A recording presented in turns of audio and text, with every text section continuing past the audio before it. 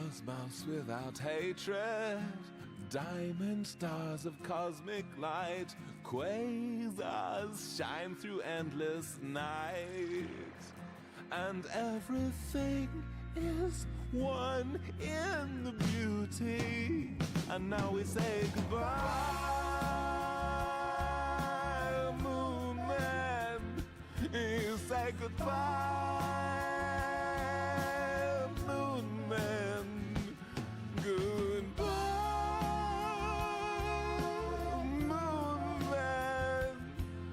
Goodbye, moon man. Oh, goodbye.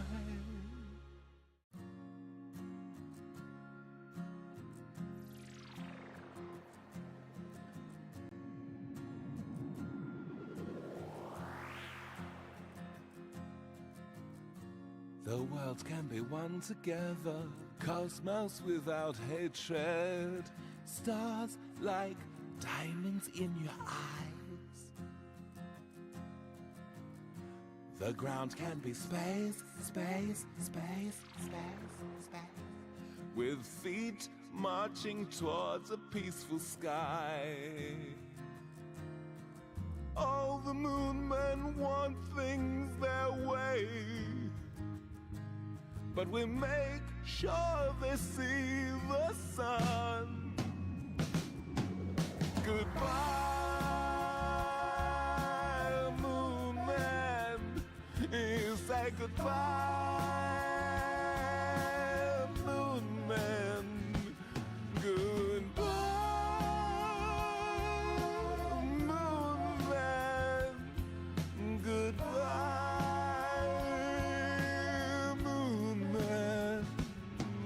Oh, goodbye.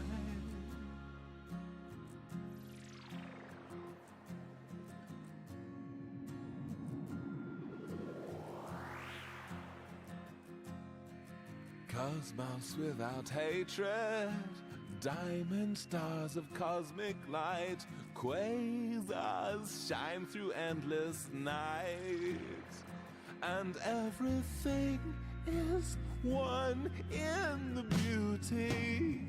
And now we say goodbye, moon man. You say goodbye, moon man. Goodbye, moon man. Goodbye, moon man. Oh, goodbye.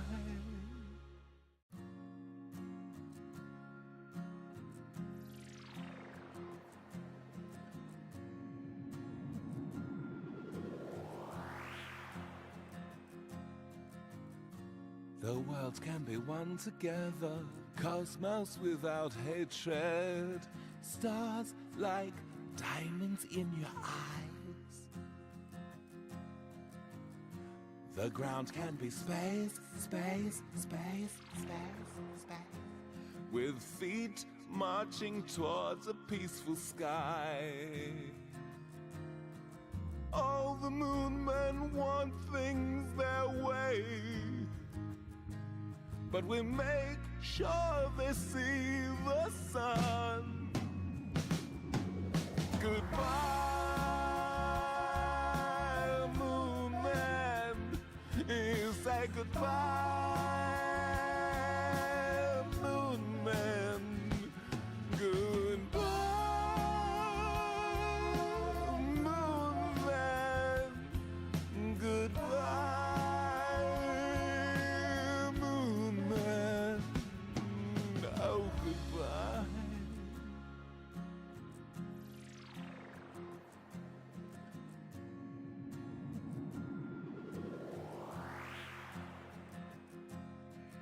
Cosmos without hatred, diamond stars of cosmic light, quasars shine through endless night, and everything is one in the beauty. And now we say goodbye, moon man. say goodbye, moon man. Goodbye, moon man. Goodbye, moon man. Oh, goodbye.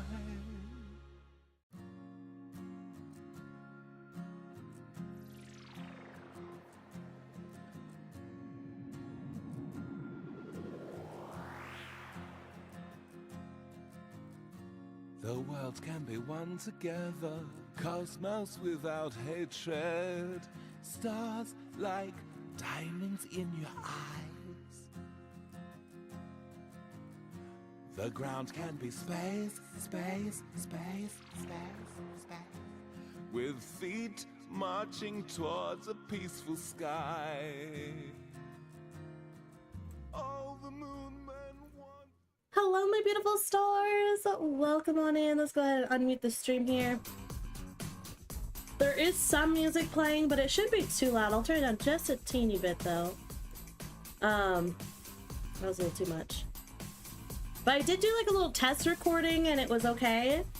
So we should be alright. But if it is too loud or anything like that, please let me know, guys.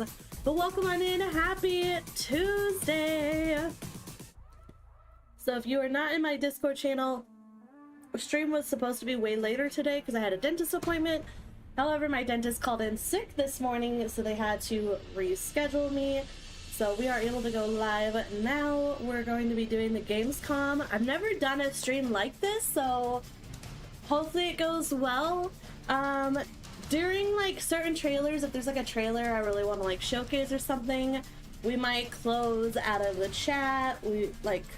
I don't even know if you guys want to see the chat. This is a lot of people. Honestly, we'll probably just close it. I don't know. We'll see. But I might hide myself as well during the trailers, just so we can kind of get that full, like, take it all in, you know? But I'm very, very excited. We are supposed to get the midnight reveal, which is why we're really watching this. But I do also usually watch these things just because I do like seeing other games that are going to be coming out. But the one we are very excited for is the midnight reveal for World of Warcraft, the next expansion pack. And I'm ready. I'm ready for it. I hope you guys are as well. I'm going to do a quick audio test real quick. Hold on.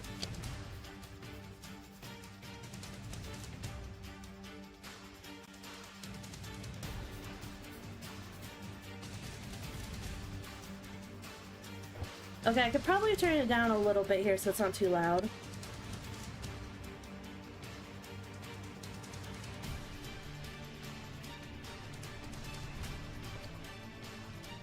I'm also gonna turn myself down just a teeny bit too. And we'll go ahead and turn the game audio thing down. Oh, here we go. 18 plus disclaimer. Alright, so this is the pre-show. The Gamescom Opening Night Live 2025 pre-show. I'm Kyle Bossman. The main show, Opening Night Live. The one with Black Ops 7 so and Resident Evil excited! Requiem, hosted by Jeff Keighley. That's soon, but not yet. Hold on, we This gotta is turn the off the waiting room. subtitles. And the secret about There we the go. ONL pre-show Let's is do that it! it's good itself. We've got an absurd amount of trailers and reveals and premieres right here in the lead up. So let's not waste another microsecond. Here's a I'm brand so new game review. excited! Yo, remember me? Your old pal Bubsy? From all those classic games you love. The heck is this? Was it something I said? What could It's like Garfield if he was on crack and had to have a Forget job. about that. Let's talk about the new one. Bubsy 4D. Yeah, I'm gonna go ahead and hide the chat because This I like. that's too much. So, where are we going next? Don't mind if I do. Zoink. They call me the Orange Blur. The If these orange outfits come with blur. pants.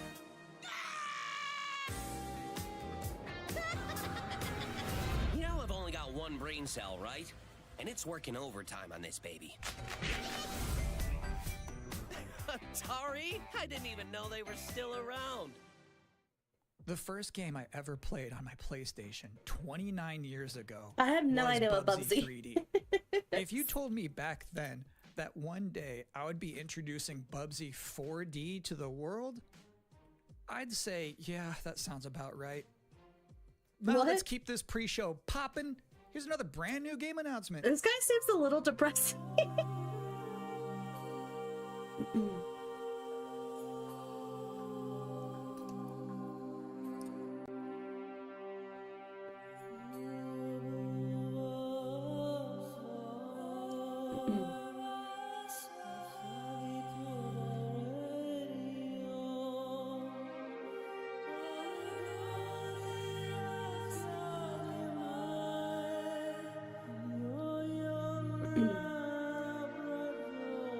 Yeah, I have no idea what this one is either. Galactica, what?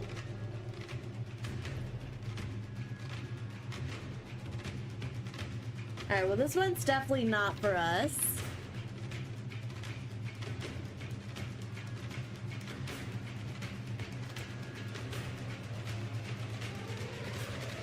Oh, let me get our fishing game up. Just in case any of y'all want to fish in the Twitch chat. Battlestar Galactica. Yeah, not for You're us. watching the Gamescom Opening Night Live pre-show, which will basically be me teeing up wall-to-wall trailers in the time before the main event. We do have an interview coming up with the project lead of Double Fine's Keeper. For now, here's a trailer for a LucasArts classic remastered by Night Dive Studios.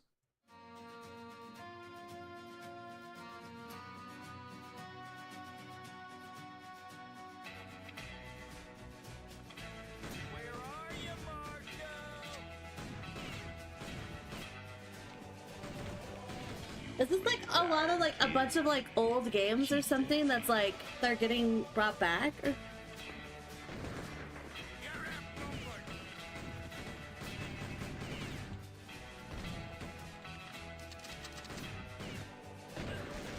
see Gleeman City rising. A city that has a fine name on it. It's gonna take more than bullets to get what you want, mister. Once a lawman, always a lawman. This isn't what. What is this? Outlaws? Okay. Interesting. If you thought maybe I was exaggerating a little bit when I said this pre-show is filled with exciting and really good trailers because it's my job, normally you'd be right. However, sometimes a trailer is actually just unmistakably exciting and really good, like this one.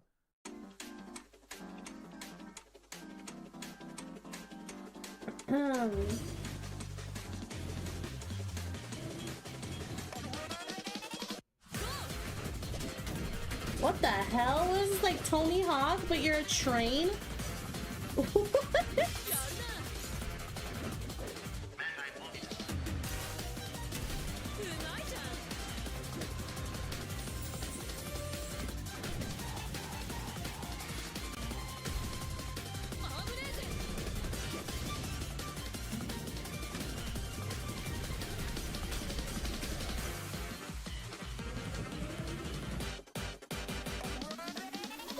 So weird. I'm not gonna lie.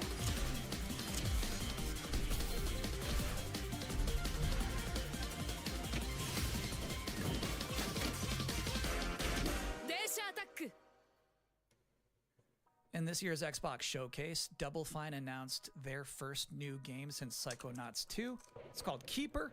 And joining us tonight in a recently pre-recorded interview is the game's project lead, Lee Petty. Hi everyone, thanks for having me. I'm so excited to have you here. So you showed a first look at gameplay of Keeper. The game itself is about the lighthouse, but also the bird as well, right? This duo. And I'm curious about whether that was conceptualized first as This like, is a really cool imagery, art like style it's for this it sounds like game. a cool idea, or if that was conceptualized first from like a gameplay standpoint. I always think about the total experience more than say. I don't think it's quite a game I would like get into, but I like the art this style. Waking up after eons of lying dormant and learning to walk, and the bird is part of that, right? So the bird and the lighthouse are perfect companions because they're different. At the same time, the bird is wary of dark spaces, and there's a malevolent presence around the island that the lighthouse can keep at bay. So together, those two set out on this tale, and their abilities complement each other, but also the bird becomes, I think, kind of the emotional heart of the game. You have an extensive background as an art director, right? I think that's apparent when anybody just looks at Keeper for the first time. Oh, so that's I'm curious fair. about your Okay, that guy's the inspirations. art You know, there's so director. many Huge W inspirations for him. Keeper, and one of the ones that really stuck out was the Dark Crystal. I saw it as a kid, and it was really inspiring to me because Oh my it God, that felt like looks such sick. a different take on a fantasy world that I hadn't seen before. And it was beautiful, but also a bit tragic. It was scary at times, but also really playful and fun. Do the bird and the lighthouse have names? Yeah, well, at least the bird does. And we call the bird Twig internally because she has a beak that is made of driftwood. But for now, the lighthouse is simply the lighthouse. It's just simply the lighthouse, yeah. Lee, thank you so Damn, much for there's joining even us named here the in the lighthouse. pre-show. When will people be able to play Listen up, Keeper? the lighthouse. October 17th this year, which is coming up really soon, and we can't wait for people to get in there and experience our strange, beautiful world for themselves. Thanks so much for joining us. Thank you. Well, that was a great interview. And if you thought this pre-show couldn't get any more masculine, buddy, watch this. Masculine? What? Oh my God. Not so fast, Skeletor. Whoa, what's happening? He-Man and the Masters of the Universe, Dragon Pearl Destruction coming soon to all platforms? Yes, it's He-Man and the Masters of the Universe, Dragon Pearl of Destruction. Intense beat-em-up action that puts the power in your hands. Grab a friend and fight for Eternia with 4 That's like playable even heroes, before my classic time. arcade controls. It's powered up pixel perfection for your gaming console or personal computer. He-Man and the Masters of the Universe, Dragon Pearl of Destruction, coming soon. From Limited Run Games. Thanks for joining us here at the Opening Night Live pre-show. We're only about halfway You can through. hear all It's the a 80s babies go, sufficiently "What?" chunked up show. And just to prove my point, here's a new trailer for Absolum. And then anyone younger than me is probably like, what the fuck is that?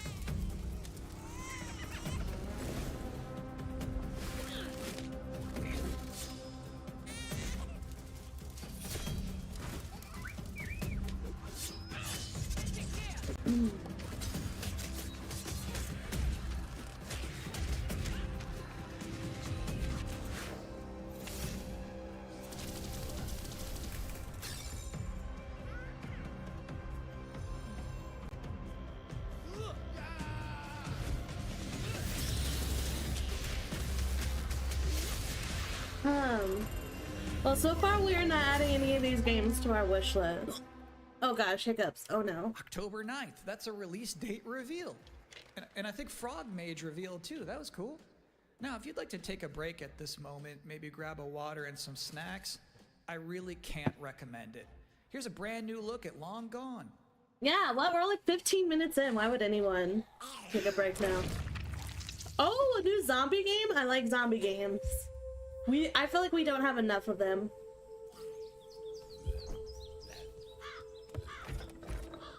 This kind of reminds me of, oh crap, what is that game called? This War of Mine.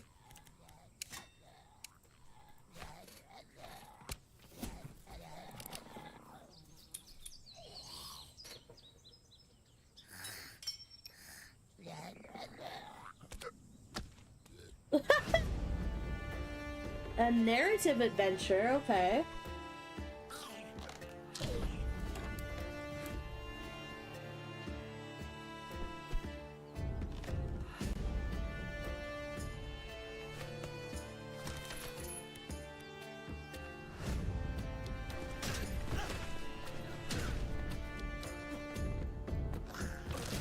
Wait, why is World of Warcraft not muted?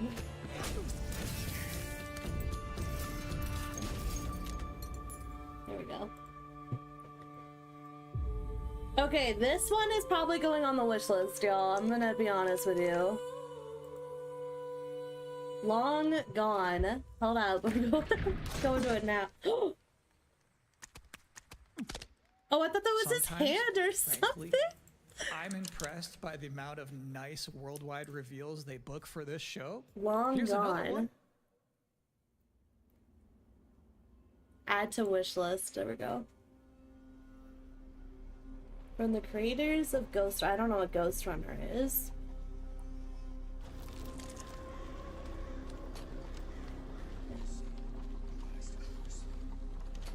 Wait, Among Us funded help fund Long Gone. That's crazy, y'all.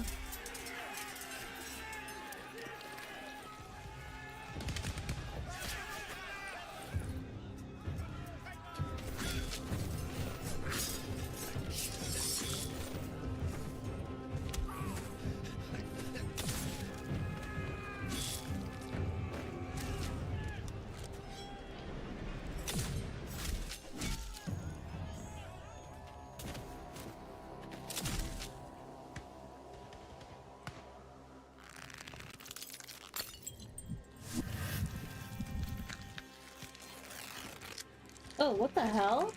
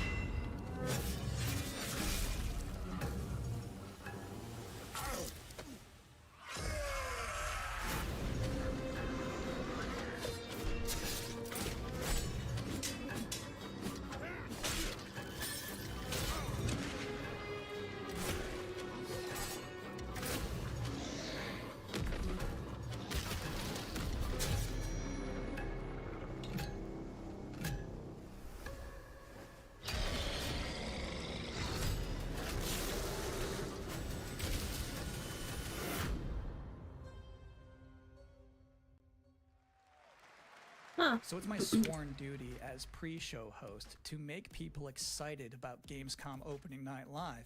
Thing is, you can't just tell someone to be excited. You can't just say, y'all excited, and expect people to start clapping. You have to give them a reason to be excited. So, here they are. Give us a the reason. top 10 reasons to be excited for Gamescom opening night live 2025. Number 10, hearing people make noise when someone asks if they're excited. Number 9, a new trailer from The Outer Worlds 2.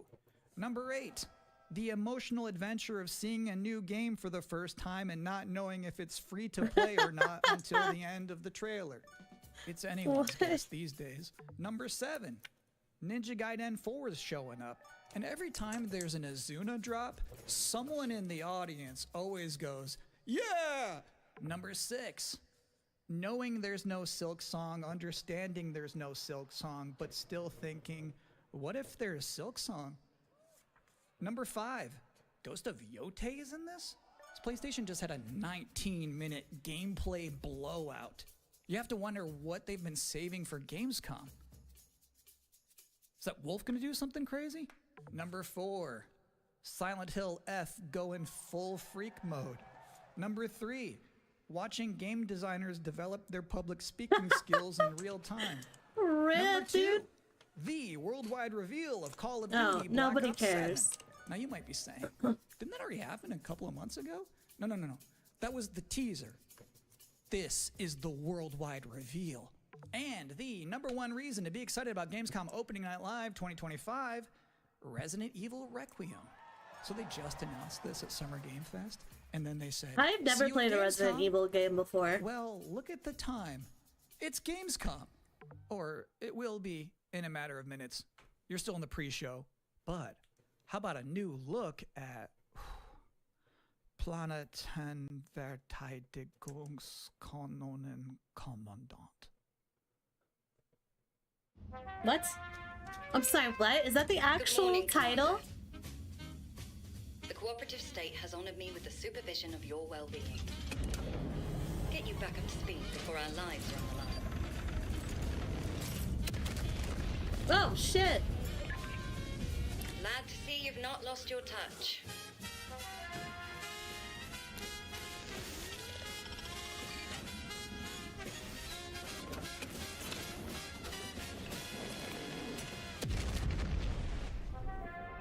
Multiple separatist vessels approach.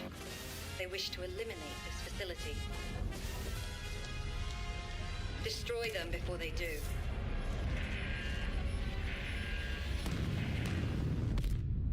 The days fly by when you love what you do.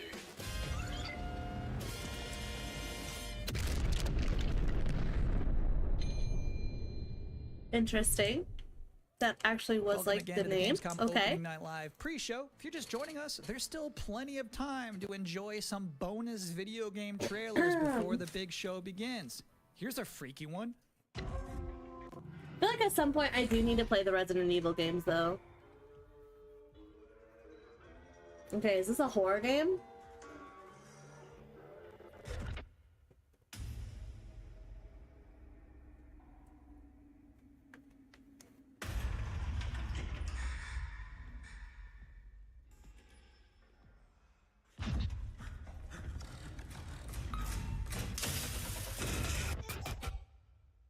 What the hell?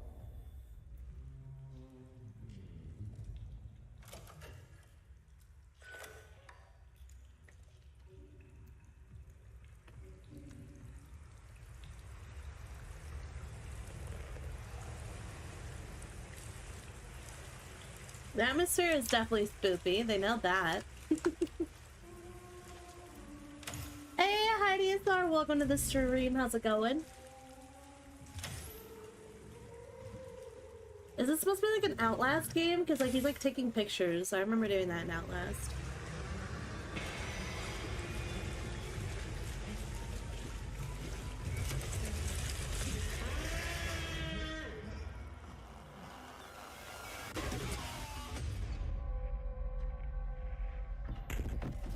Routine. Interesting fact about that game, they actually created that whole environment by 3D scanning the entire bathroom of Jeff Keighley's mansion. Now, we've got 3 more videos and not a lot of time left before I'm gonna ONL say right now, it begins. looks So interesting. next up, 2 trailers Reminds me a bit of back to back. Alien Isolation as controls. Oh, that's fair. I do need to play that one eventually as well. You never played Outlast? I played the first Outlast. I was not a fan. Lord, he's here. It was scary in the beginning, but then as soon as you, like, anytime you encounter a bad guy, if you just take a second, they have such a, like, obvious set pattern to avoid them that, like, the game just became so boring. It lost, like, all of its horror. And then, like, I realized you could just jump into a locker and the guy will, like, never check the locker that you're in. He always checks the one next to you, but not the one you're in. It was so bad. It was so boring. One of them died quietly. You, a soulless husk. You can Wait, judge my what? fate. Is that a floating head with a knife in it? When the artifact can do what brute strength cannot.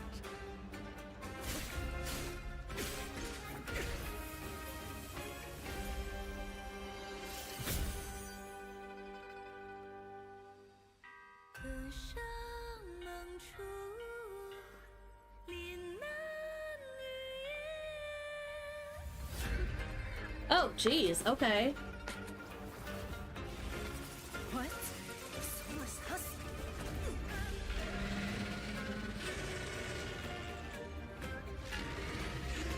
The living cast their dead to flame, and sacrifice ignites the war. Looks like a game with Chinese lore. Yeah.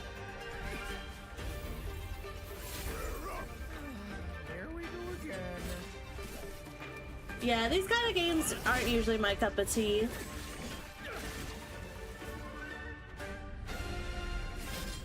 But I will say the encounters look unique, which is always cool to see. Okay, bro's actually like getting chased by a freaking building. What?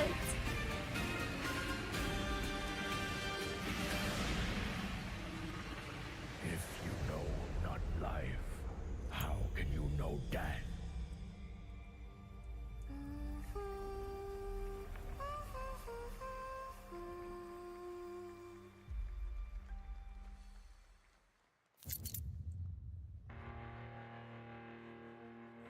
Okay, now what do we have?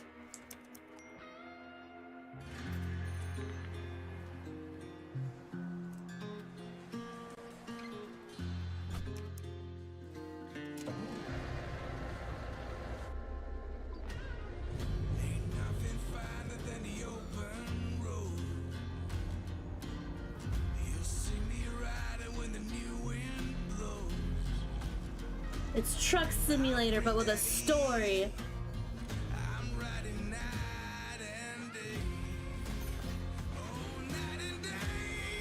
Bro, I think this is like actually like a truck simulator game, bro.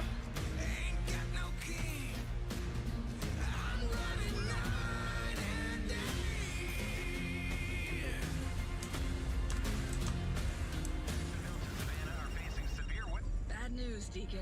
Storm's almost on top of you. I got eyes on it. You can still turn around, you know. Oh, there's like some storm. XDC Logistics. They said you were coming. But take care now, you hear? And this looks like a truck sim game, but like with a story, which I might be here for.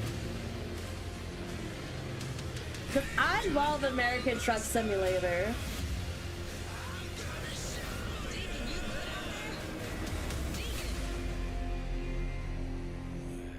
Road Kings. Okay. I'll give you a moment to catch your breath after that. But to be honest with you, I think we have to put that one on the wish list, y'all. Last king of the road you're gonna see in this pre-show. Hold up, Road I've got Kings. one more trailer for you. A brand new reveal. Oh, it's not for on Sonic Racing Steam. Crossworlds.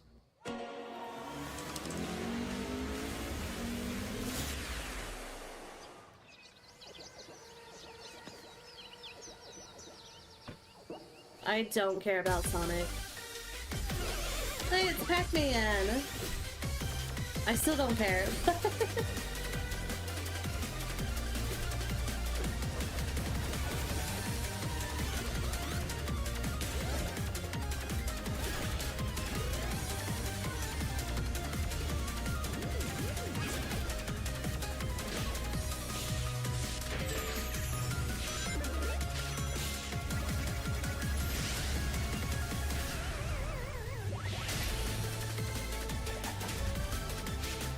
Wait, am I crazy, y'all? That game was called Road Kings, right?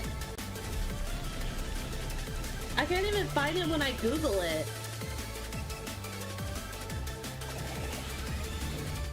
And that concludes another 10 out of 10 pre-show.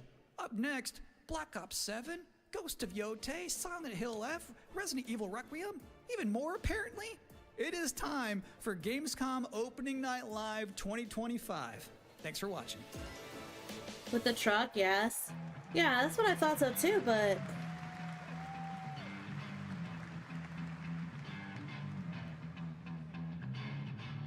Please welcome your host, the creator of the Game Awards, Jeff Keighley!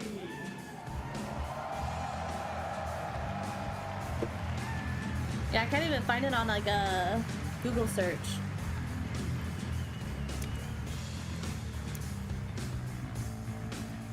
You guys ready?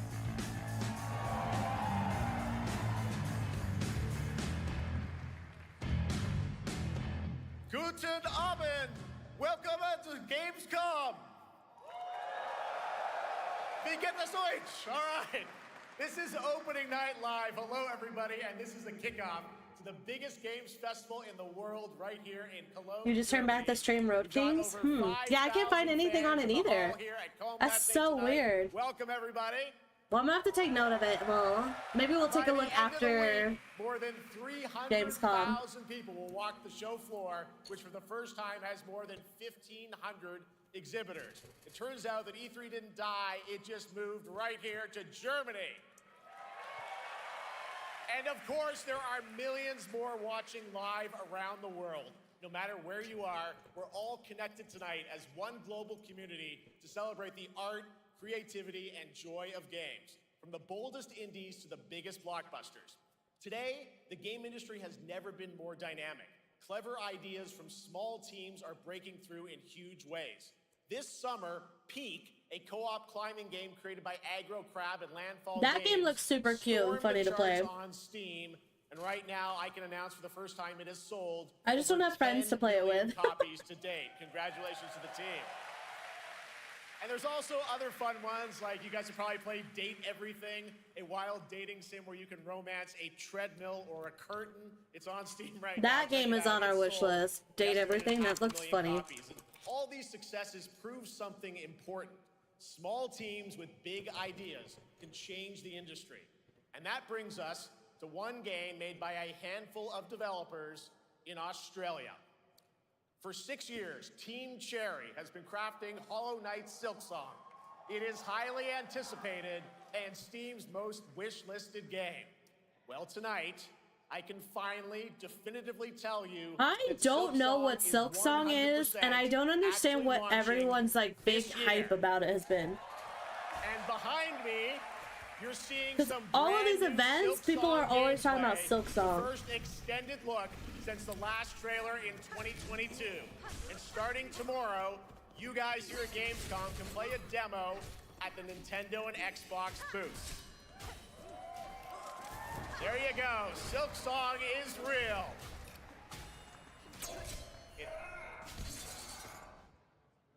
And on Thursday, Team Cherry is going to be I found Long Gone as well. I did wishlist that one. So make sure to check that out. Tonight, but yeah, I can't find Road Kings though. This holiday's biggest games like Call of Duty Black Ops 7 and Ghost of No one cares. Plus major news on Prime Video's Fallout Season 2 arriving in December. And later, do people actually special performance of the music of Claire Obscure Expedition 33. Oh, that game got such a good soundtrack, bro. Right here in Europe. Plus, but do people actually care about a new Call of Duty game? And the world premiere of the opening cinematic from World of Warcraft Midnight from Blizzard. That's what we're here for! ONL is also about surprises, and we do have multiple we're here for Midnight AAA game announcements and reveals over the next 2 hours, so stick around right until the end. This is our biggest opening night live we've ever done, so let's not waste another second. It all begins with this.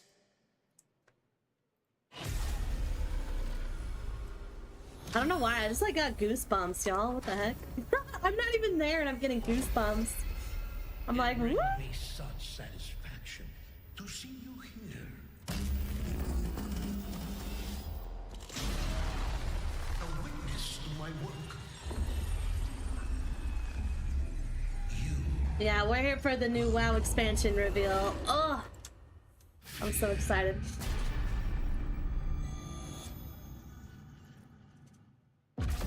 They want you afraid. Fear makes you easier to control. It's time to wake up. Your streets shall once again run red with your blood. Raul Menendez ignited global unrest. Like, I don't know, like, do people actually get excited for these anymore? Menendez is a terrorist. We're bringing peace and security to the world. He refuses to let me go. Stop looking backwards, David. Wait, is that the actor from Heroes? A lot of people counting on us for answers. Bro, I think that's the same guy from Heroes. Save the cheerleaders, save the world. That was a good show. I love that show. Although towards the end it kind of got shit, but those early seasons, oh, chef's kiss. Depends. Sometimes I get excited for the story. I've always heard that the Call of Duty stories aren't great.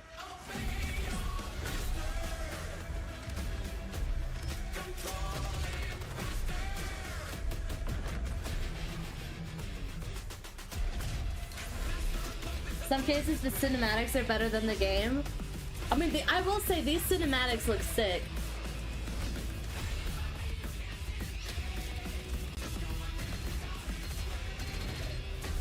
Although, if you played this and you didn't tell me this was Call of Duty, I would have no clue that this is Call of Duty. Like, this does not look like Call of Duty to me. So eager to leave, David. Killing a man is a hell of a lot easier than killing the idea. You were never cut out to be a Mason. No more games. This ends now.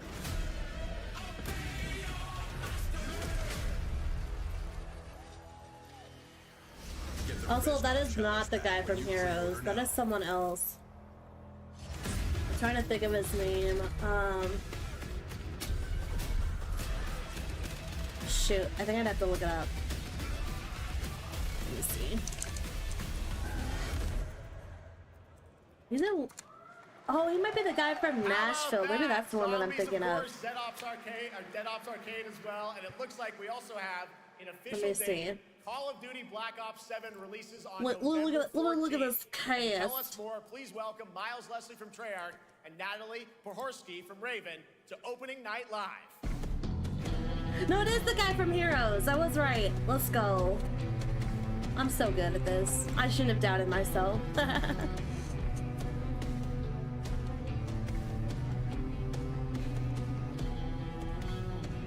Like, it's so quiet. Like, I don't know. Like, I feel like if people were excited, you'd think that they'd be like, you know, like, oh, thanks for having us. We're very excited to finally talk about this game. I don't think like most people care. Like, they're just like, cool, it's another COD game. Black Ops is back. Twisted world of Black Ops as always, and it looks like you're. I mean, obviously, it still has a fan base, so they wouldn't be able to push out the 7th Black Ops, you know, but. Black Ops 7's got a bold vision of the future. We're diving into 2035. I don't know, it's a future that feels real, just out of reach. It's just weird to me. It's twisted. That's probably why they got the first slot, though. They were like, I don't think anybody really cares about y'all's game, to be honest, so. We're just gonna have you go first, get you out the way. Yeah, 2035 setting. So the question is, you know, we're wondering, how does Menendez, how does this all fit into the Black Ops timeline? Yeah, so we're pulling threads from Black Ops 2 and Black Ops. Wait, so that super futuristic world, they expect that to be realistically what our world would look like in 10 years? Stepping into a world spiraling from the return of Raul Menendez and the consequences of the. They should have done like 2065 or something. So you can tell us who's stepping into the light in this game. There's no way our world would look like that in 10 years. Not the same. He's carrying deep scars. Some you can see, some you can't. And he's got a new Didn't they say team with 2035? him. Every mission, every move is a test. Now, what makes the story stand apart? Yeah. We're also introducing the Guild. Yes. Important to mention, a global tech force that claims to be humanity's last line of defense against this mysterious threat. And their CEO, Emma Kagan, is a visionary leader with a clear mission. But how she chooses to confront this crisis is often at odds with David and his team. So it's not a battle of good versus evil, it's a clash of philosophies. What kind of future are we building, and who gets to decide? All right, so some deep thoughts there. So yeah, tell us about, how does this story stand apart this time? It's the characters. Okay. So the story is about identity, memory, and consequence. And we've crafted this cast like pieces of a puzzle. So each one has a reason to be there, and each one brings something unique to the table. And we've also got our central city of Avalon, which is more than just a backdrop. It's a living, breathing space that evolves with the player. And it's also where our story roots take hold. All right, well, one thing we want to talk about is gameplay, and I understand you're doing a co-op campaign for this one? That's right. From the start, we wanted to make a bold change with the campaign. Black Ops 7 can be played solo or up to 4 players. It's a shared experience, and every mission is handcrafted for variety. Tone, pacing. I feel like more story games are going the co-op route. Rooftops of Japan, exploring the Mediterranean coast, and then diving deep into the human psyche. Which is pretty cool. All of it has been crafted to really add clues to the story and offer their own gameplay focus. Wow, so wild story, co-op campaign. AFK for a bit, yeah, no worries.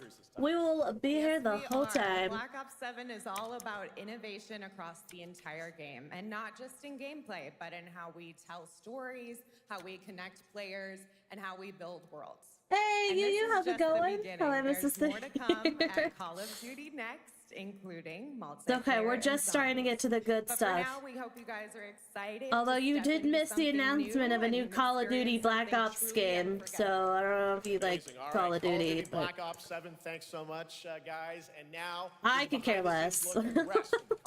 But obviously, people enjoy it and they play it, or they wouldn't be able to Black Ops 7 keep brings an pumping them out. new way to play the Call of Duty campaign. This time, they're still you're not going. in alone. You have the option this year to play solo or I thought we were going to move on to the next game. Start to finish. You can bring your friends, you can make some new ones, and there's a whole bunch of adventure even after the story.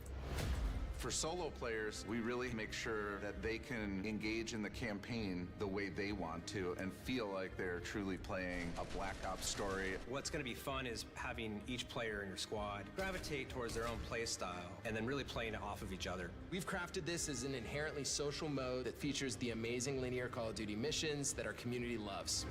Mission variety is at the core of the Black Ops I'm 7 doing campaign. good, thank you for The pacing asking. shifts between high-intensity combat, stealth-driven objectives, and deeply psychological sequences. I'm not excited that for Call of challenge Duty. your perception of reality. I haven't played Call of Duty Avalon since the serves first as the Black narrative's Ops anchor game. Like, I throughout, played but the third campaign Call of Duty stretches and I played far the beyond first its Black borders, Ops. both geographically And that and was about it. thematically.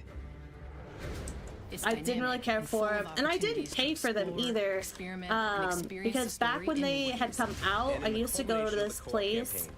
Something bold.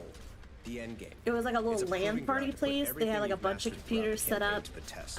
and they had the The end games game on there, is a so you could brand go new and like you PvE paid to social get in, experience but where they you had and your games and squad stuff they will could play need to there. And survive overwhelming odds, that's where I would adapt play under them pressure, and check break them the out. rules of what you thought a I've never campaign bought a would Call of be. Duty game. Each run is a new step in your power journey as you wield personalized abilities and face unexpected Actually, that's not true. I did buy one Call of Duty game. That was on the Gives us a lot of Wii, freedom to and I have bought some that for fun. my dad Gameplay for a mechanics, player Christmas movement, gift players because really the Wii can had turn them a into their gun controller that This you is could your like you chance put to the little explore the Wii world remote beyond into the the mission. gun, and you could actually like shoot with that, you know. So I did technically buy that. I bought that for my dad for Christmas. We played it a couple times. So whether you're a Call It of was Duty veteran alright. or new blood, there's something for you in Black Ops 7. But that is the only Call of Duty game I've ever bought. All right, for much more on Call of Duty Black Ops 7, make sure to watch the full-length Black Ops 7 Direct and tune into Call of Duty Next on September 30th. Still to come, we'll They're have having news their on full Fallout like Season own 2 direct. and the Holy announcement of a shit! brand new game from adventure game legend Ron Gilbert. I grew up playing his games, and I can't wait to show you his next unexpected creation a little bit later. All right, who's ready for our first brand new game announcement of the night? I figured you'd feel that way. Well, to do the honors, please welcome back to ONL one of the most respected and recognizable hosts in esports. She's my co-host, Shox.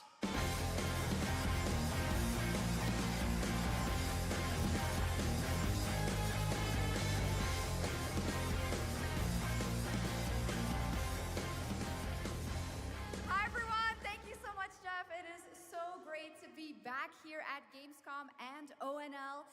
I just had so much fun last year that I had to run it back. And let me just say, we have an unbelievable show for you tonight.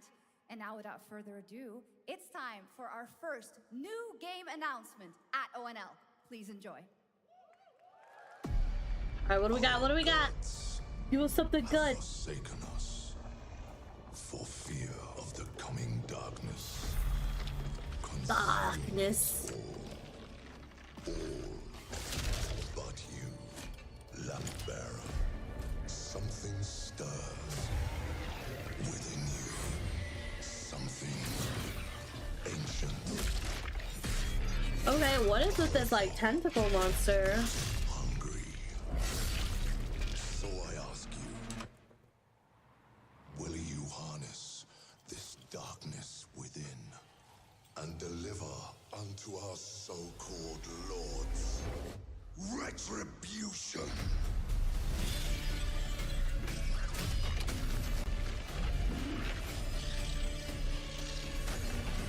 This gives me like Dark Souls vibes.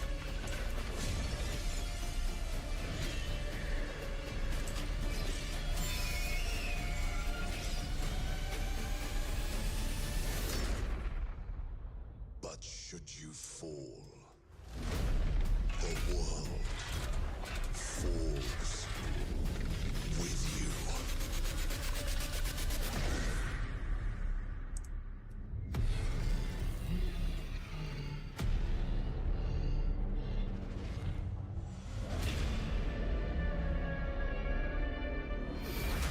Lords of the Fallen 2. Wishlist now. Wish list now. All right, Lords of the Fallen 2 is official, set 100 years after the last game, as the fragile veil between the living and the dead begins to tear. CI Games promises a sequel that's bloodier, That's some really faster, cool, and more brutal than ever. cinematics. With more aggressive combat and new boss battles, your first look at gameplay will arrive later this year. All right, now for something completely different. This next game won Game of the Year at the Game Awards and comes from one of the most celebrated studios on the planet. Next year, it's making the leap to become a major anime. And tonight, we're breaking the news with your exclusive first look. Bro. What is this? What is it? What made Game of the Year? Sashina.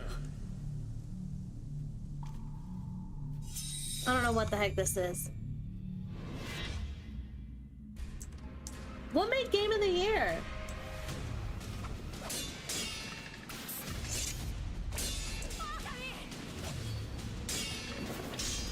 The last one I thought was Astrobot, and then the one before that was Baldur's Gate 3.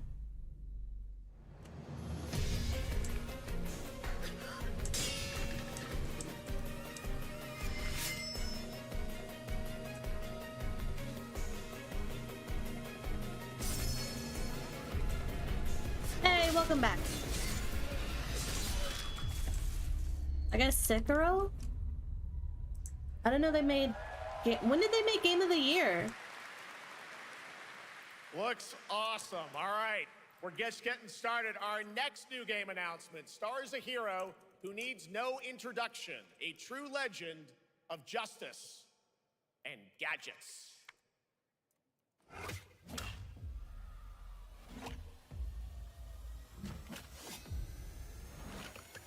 Oh, they got 2019 Game of the Year. Oh. No wonder I couldn't remember what the heck that game was. A little Batman Lego game, okay. I don't know why, but Batman is like a little Lego character. It cracks me up every time I see him. need to become a symbol. But what did you have in mind?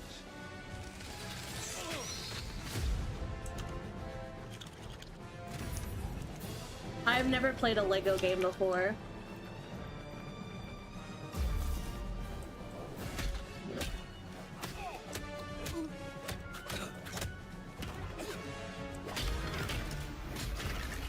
Who are you? I'm Batman.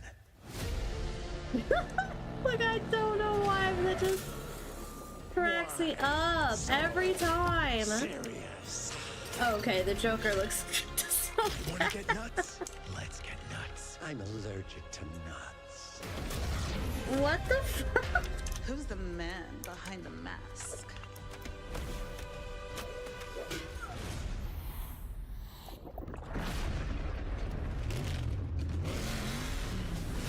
It looks so funny.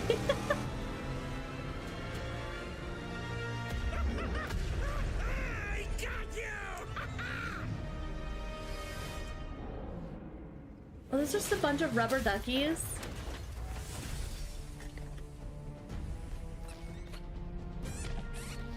Oh my god, they are. What the heck, man? You think darkness is your ally.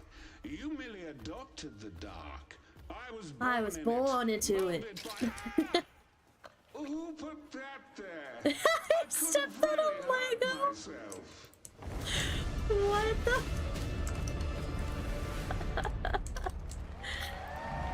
Okay.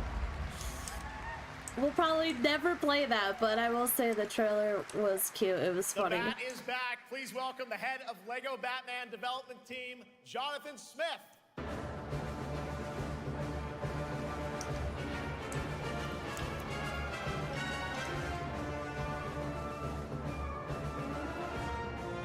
Jonathan, welcome to ONL. All right, so after the huge success with Lego Star Wars, you guys are returning to Lego Batman? We are so thrilled to reveal this game tonight for the first time to you all and to the world. Yep. And that's not all. At Gamescom, you will be able to play Lego Batman Legacy of the Dark Knight. Wow. Pretty amazing. All right, well, there will be a demo on the show floor for everyone. Now, let's break down that trailer because we see so many fan favorite references, to films and things like that. So what is the story of this game? This is the definitive, essential Batman story. We take you on Bruce Wayne's epic journey from origin to legend. You'll train with the League of Shadows. You'll fight crime on the streets of Gotham. And as the years go by, you'll establish your ultimate legacy. Hey, Turtle King, welcome to the stream. How's it going? We've incorporated iconic moments and deep-cut references from decades of Batman movies, TV shows, comics, and games, all brought together and brought to life. I'm doing good, thank you for asking. Lego world. Well, we could not wait for it. Let's also talk about the combat, because we've got some real gameplay here of the combat, and I gotta say, feels like you're really amping things up here this time. Oh, the team has created a really rich, deep combat system that's authentic to Batman's unique style. So, surrounded by enemies, you'll well, the combat actually looks like the combat you would see in like takedowns. You'll use cool gadgets like the actual Batman games. Enemies and the Batclaw to reel them in. For the first time, because I played difficulty level, Arkham Asylum, I think. Crusader and Dark Knight. I will say the combat in that is so satisfying. And you'll build a new Bat family of allies as you're joined by playable partner characters like Jim Gordon, Catwoman, Robin, Batgirl, each with their own gear, which you'll need as you take on a rogues gallery of villains from Joker, Penguin, and many more, including the mighty Bane, as you saw in the trailer, voiced by the incredible Matt Berry. Oh my God, I cannot wait to see what you're packing into this game. It also looks like you have a bit of is it an open world Gotham? Is that fair to say this? Sure, that's right. Gotham is a playground, a Lego playground where you're free to explore. You can grapple from rooftop to rooftop, glide over the streets, or cruise around in your choice of Batmobile. This game has it all. I think you've sold me on it. All right, John. I'm pretty hyped about it. It will be here playable, as we mentioned, for all you here in Germany. I'm not gonna lie, if there was a Lego game that I would want to play, this would probably be it. Gamescom show floor. Thank you so much. The other ones have Jonathan. never actually looked kind of interesting, but this one does. Now over to Shots with our I'd probably still never play it, but on ONL. If I were to play a Lego one, much, do Jeff. this one. Indeed, I find myself here in the audience. There we go. I find myself here in the audience. Thank you so much, Jeff. And some of the best fans at ONL. So is everybody having fun? I love it. But we're just getting started. Still to come, we have an amazing musical performance from Claire Obscure Expedition 33. I can hardly wait. And also a new look at Resident Evil Requiem, as well as a bunch of other surprises. He failed to hype me. I can hear it. But now it's time for a new game announcement. A long-awaited sequel that fans have been eager to see. Well, because some of these games are like, oh, that's kind of cool, but they're not like that, really that exciting, you know? The enemies of humanity across 1,000 worlds. No respite, no remorse, no mercy. We are the wrath of the Emperor, his angels of death. Like, it seems like Resident Evil, Silk Song, and WoW are like their three big reveals that people are like legitimately like hyped for. I feel like the rest of these are like little filler announcements. On the world of Cronus, we make our stand. We are the Blood Ravens. There is no victory to claim here. Only vengeance to enact. Whilst even one of us lives, we fight. For only in death does duty end.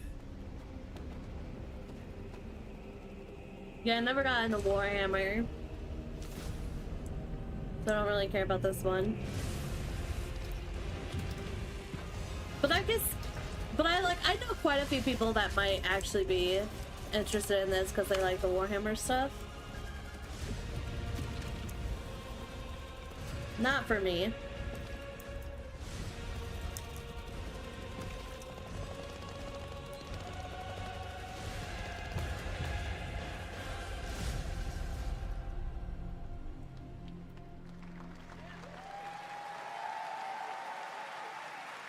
Two centuries after the last great conflict, the battle for Kronos begins again in Dawn of War 4 with 4 playable factions and over 70 missions. I just hope we're not gonna have someone come out on the stage to talk about every game. All right, now it's time for an unexpected update from the Monster Hunter Wilds team Woo! about a very What? special crossover event. Monster Hunter Wild. Let's go. Okay, we do like this game. Hold on, we got focus up here. What do we got? I still need to finish 100%ing this game. I'm so close.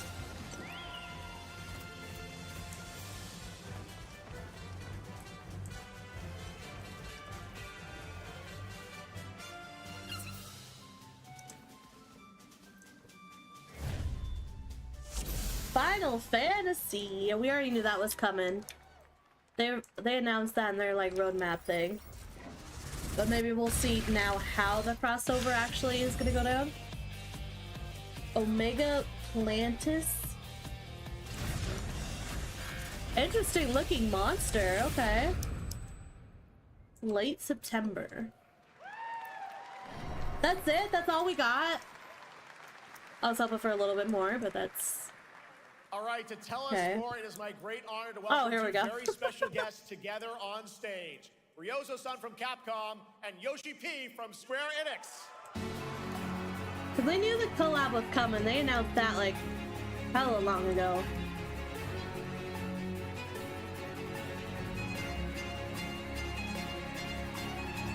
Oh yeah, and then their translator.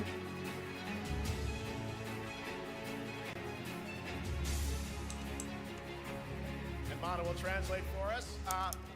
Well, guys, it's great to have you both together here at Gamescom. Ryozo-san, what can you tell us about this collaboration? Hey, thank you, Jeff. ドイツの皆さん、配信を、ご覧の皆さん、こんにちは。今日ですね、この、ファイナルファンタジー14との、特別なコラボレーションを発表できたことを本当に嬉しく思ってます。Thank you, Jeff. Good evening to everyone at Gamescom and all the friends watching online. Today, we're very excited to announce a special collaboration with Final Fantasy XIV. ですね、モンスターハンターワールドの時にもコラボさせてもらったんですけど、その時もですね、吉田さんとまたちょっと機会があったらどっかでやれたらいいですねみたいな話をしてたんですけど、今回それが実現しました。今日お見せした、映像はですね、まだ一部でして、詳細は、来月皆様にお伝えできると思いますので、そちらの方を注目していただけたらと思います。あとですね、今回もですね、吉田さんと、スクエアエニックスのスタッフの皆さん、本当に全面協力していただいたことをですね、感謝してます。吉田さん、ありがとうございます。はい。で、ここからですね、ぜひ吉田さんにバトンタッチして、感想をいただけたらと思っております。After our collaboration in Monster Hunter World, I remember talking to Yoshida-san and discussing how much we wanted to do it again, and now we're very thrilled to make it happen. What we showed you is just a little glimpse of what's to come, so please look out for more information. Yeah, emphasis on the little. But of course, Yoshida-san and the Square Enix team I want a have been little bit working more, just as bro. hard with us on this special collaboration. So I'd like to not only thank him, but turn it over to him to share some thoughts. Guten Tag, Gamescom! まずはこのような素敵な場所に招いていただいたジェフさん、それから我々にね、いつも本当にたくさんのインスピレーションをくれる良三さん、それからカプコンの開発チーム、そして何よりゲームファンの皆さん、本当にありがとうございます。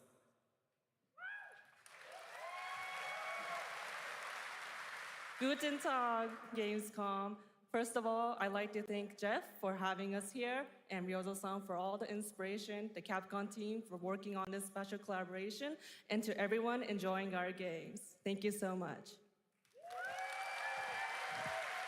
Okay, okay. まあ今良三さんの方からもちょっとご紹介いただきましたけど、まあモンスターハンターワールドの時にもご一緒させていただいて、今回それに引き続き第2弾ということで、モンスターハンターワイルズとも、我々クロスオーバーと呼んでですね、全面協力して、コンテンツ開発してきました。As Ryozo-san mentioned, we worked together on Monster Hunter World, and we wanted to make it happen again, and it's happening for Monster Hunter Wilds. We would call it a crossover, and we're very happy to make this happen with all of our efforts joined together.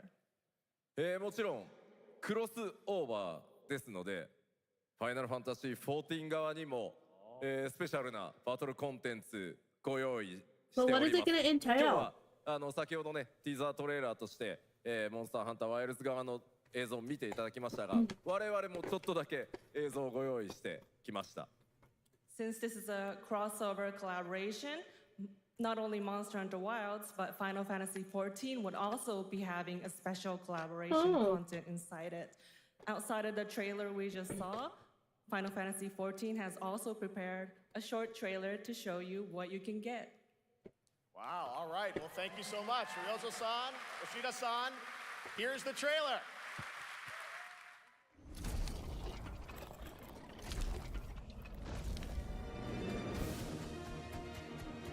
Oh, you can get the mount?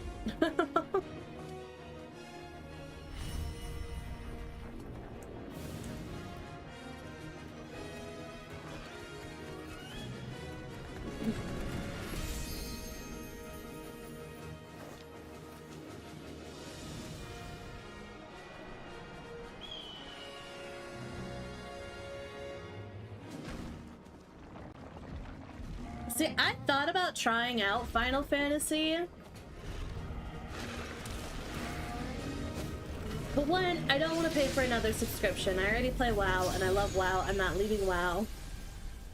But the one thing that kind of drew me to Final Fantasy was like the housing, but then I found out how the housing actually works, and that sucks. I think the way that WoW is about to bring player housing is going to be 20 times better. I think it's lame that you have to pay an upkeep to have your house, and it's like first come, first serve. So like you can have a house, but if you stop playing for whatever reason, you could like lose that house and it's just gone. I don't like that. The rules. I like that WoW is making it everybody gets a house. Technically everybody gets two houses. You get an alliance house and you get a horde house. So now I don't really have like that desire to try out Final Fantasy. If they ever get rid of the subscription, 100% I will. But I already pay a subscription for WoW, and I love WoW. I'm not going anywhere. Y'all, I did not get Invincible's Reigns. My ICC attempt that I just did. I was hoping Gamescom would give me good luck. It did not. No mount. We're here to play.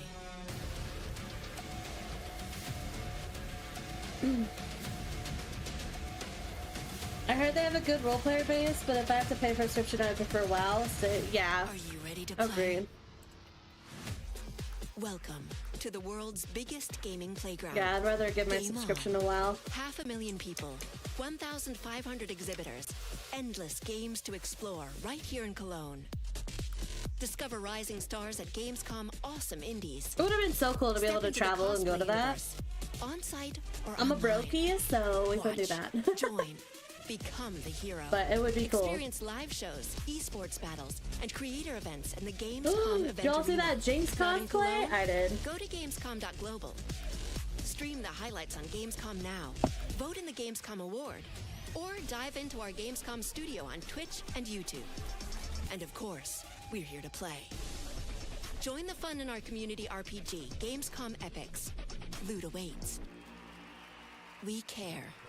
Gamescom runs on 100% renewable energy and puts accessibility first. The whole city joins in at the Gamescom City Festival. It doesn't stop there. The whole world comes together, not only here in Cologne, but also at Gamescom Latam, Gamescom Asia, and beyond. Welcome to Cologne. Welcome to Gamescom. All over the world. And now, keep on watching Gamescom Opening Night Live. I'm ready to game, all right, and that was only a glimpse of what is to come here at Gamescom, the biggest playground in the world, and what it has in store for you. We're here to play, and the fun is just getting started. So, Jeff, what's next? Yeah, give us more reveals. I think it's going to be good. It's going to be a video game, I can tell you that much. Last year at the Game Awards, we had the honor of announcing the long-awaited return of one of Capcom's most iconic action series, Onimusha. And tonight, we take the next step on that journey. Here's a brand new look at Onimusha, Way of the Sword, coming in 2026. I have no clue what the heck that is. Apparently it's got some people excited though. Alright, let's go. Where are my manners? Hello there, fallen samurai. To think something like this was right under the city.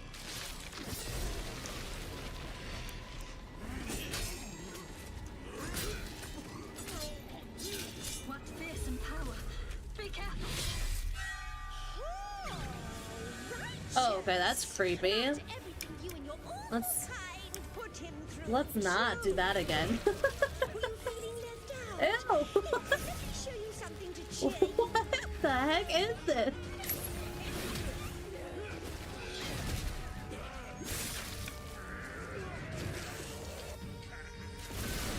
Why does everything have like a tentacle?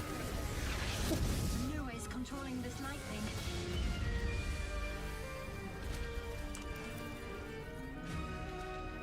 Oh, it's got like a little baby face. I don't have time for these stupid games. I'm terribly sorry. Anyway, do enjoy.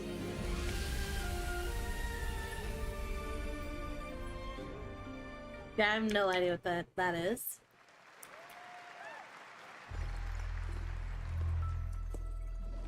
The automated industry complex will be the link, connecting and uniting every fragment of this shattered world. This is the driving force that will keep us going. Continuous improvement is essential for keeping pace with advancements in technology. Is this gonna be a gacha game? Enfield. We don't simply talk about our dreams. We do what we can to make them a reality. All operators accounted for. The team is ready for the mission.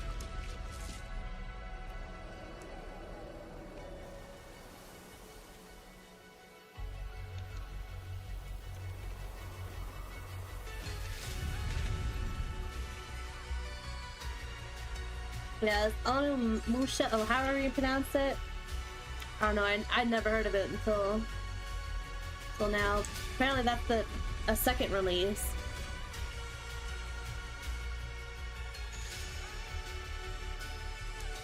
Yeah, this gives me like Genshin Impact vibes. This feels like, yeah, this feels like a gacha game.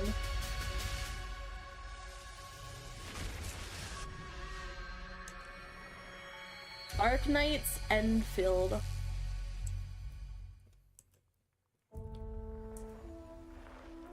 Alright, I've only ever gotten into one gacha game, that was Infinity Nikki. And then Infield shit all over their community base. It was so sad. I haven't played that game in so long. Such a good game. I was so addicted. I played that game every single day. I hopped on every single day to get my dailies done. Not on just one account, not just on 2 accounts, but on 3 accounts. One of which I spent a lot of money on. My other 2 were free to play accounts. But I was so sad that they shit the bed on that one. They had such a good thing going for them. I don't know what the hell that they've been smoking. But it's really sad to see. You didn't like Infinity Nikki for some reason? Oh, that's fair. One other matter. The Alpha I loved it. I was so addicted. This will truly be the birth of a new world. Yeah, it has a lot of negative reviews now, but when it first came out, the reviews were positive. Everybody loved it. It had almost a 5-star rating, like even on like the App Store. Why is she here? It was mostly positive on Steam. Like it had a huge fan base. They're making bank, and then they just shit the bed. They've done everything you possibly can to just piss off your community of players. And now I think like their rating on Steam is like mostly negative. I think if it's not mostly negative, it's definitely got to be mixed. I know on the App Store it's like below 2 stars. Your sole directive is to now serve and comply. Because they really fucked up their game, and it's so sad to see.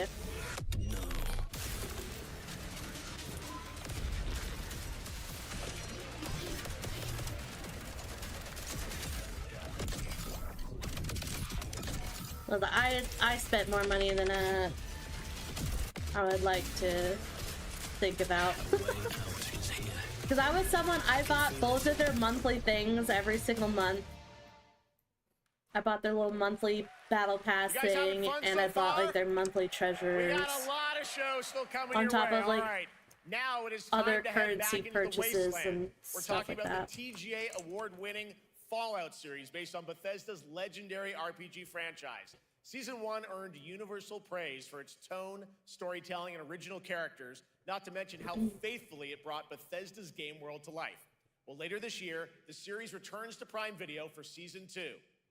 Tell us more. What is it? Please welcome to ONL some very special guests. Series executive producer Jonathan Nolan, executive producer Geneva Robertson-Dorrit, and stars Ella Purnell and Aaron Moten. Oh my god, I cannot wait for Season 2, y'all.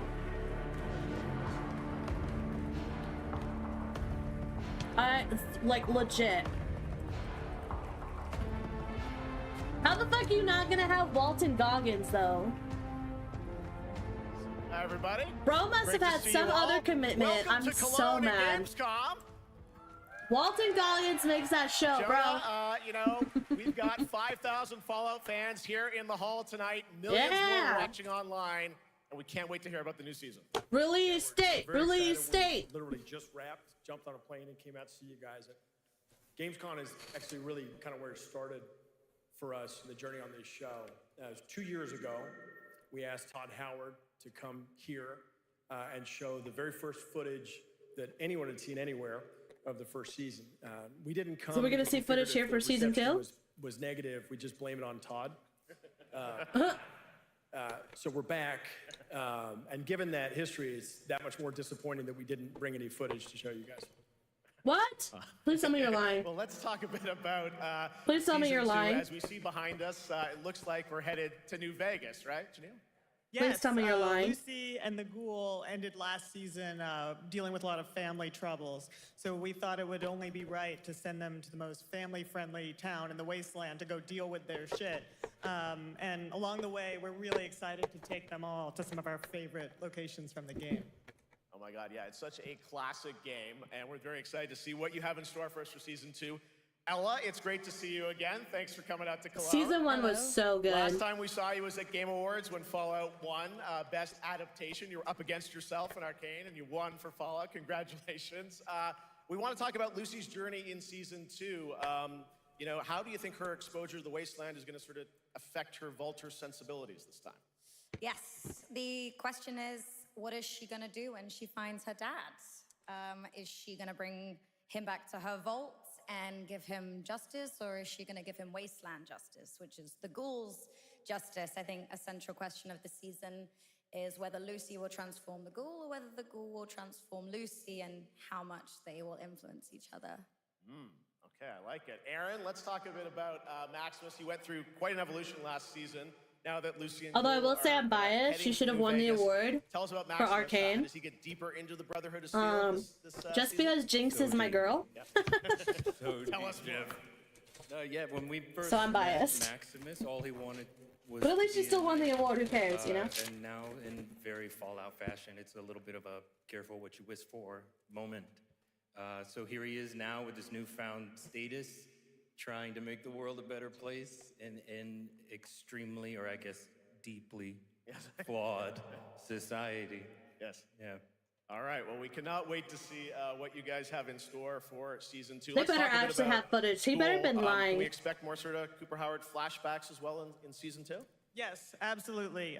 Cooper Howard and the Ghoul, played by the amazing Walton Goggins, definitely coming back. We have so much more to do. He's like one of the best actors Obviously, ever. We ended the last season with Cooper Howard dealing with, I think, a very common marriage problem. What do you do when you find out your spouse is planning nuclear war?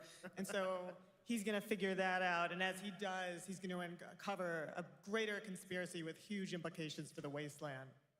All right, well, we'll look forward to seeing how that unravels. Now, season 1, of course, was known for amazing original characters that you guys built in the Fallout world. We thought that was so cool. But now that you're diving a little more directly into New Vegas, I think the fans here want to know, are we going to see any more direct ties to the video game and characters, locations in this season? Well, we're super proud of the original story that Geneva and Graham are telling. I have only But there ever was played Fallout one 4. character in particular from New Vegas. But I have was really watched excited playthroughs the possibility of seeing a little bit more from. We're writers, we're no Fallout good at New describing Vegas. stuff. Maybe we should, pictures worth 1,000 words. But me myself, like my own All right, well, it playthrough, sounds like I've only then, done Fallout 4. We might get to hear a little bit more, see a little season 2. Is that possible? I've also tonight? played the Fallout Shelter game heard as you well. like world If you count that, You I've like played those, that right, one. guys? That Right, one's. Gamescom? I enjoy that one actually. All right, Gamescom. Here's the world premiere of our Yeah? teaser trailer for season 2 of Let's Fallout, go! streaming this December on Fallout Prime Video all over the December! world. Amazing. All right, let's check it out. Oh my Thanks so much, god, guys. that feels Here we so go. long away, but yet so short, you know? Oh my gosh. I'm looking for someone. I'm gonna have to send this to my mom. Someone you care about? Because she doesn't watch Gamescom, but her and I Someone watched you hate? season 1 of Fallout What a together. great question. What say you, Miss McLean?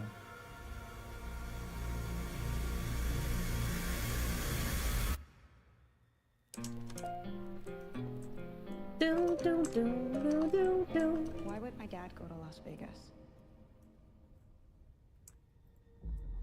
Same reason anyone does? I don't know. You want to know why the world ended? It started here with one man. It's all over. Oh my god, guys. I've got goosebumps. I'm so excited. Cooper Howard, star of the silver screen. Like yourself, I am the very best at what I do. And what I do is I know everything.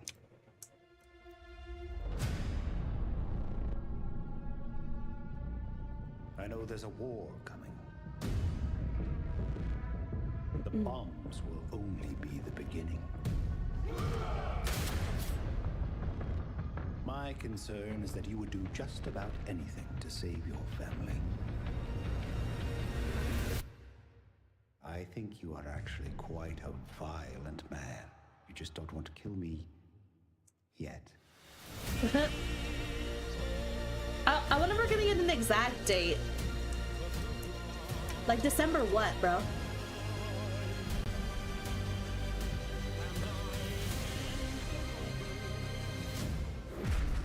Oh shit!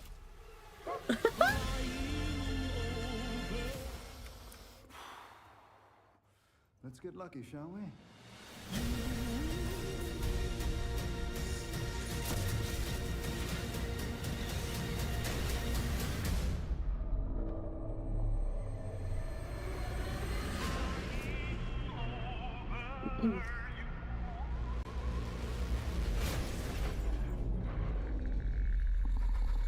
Oh snap!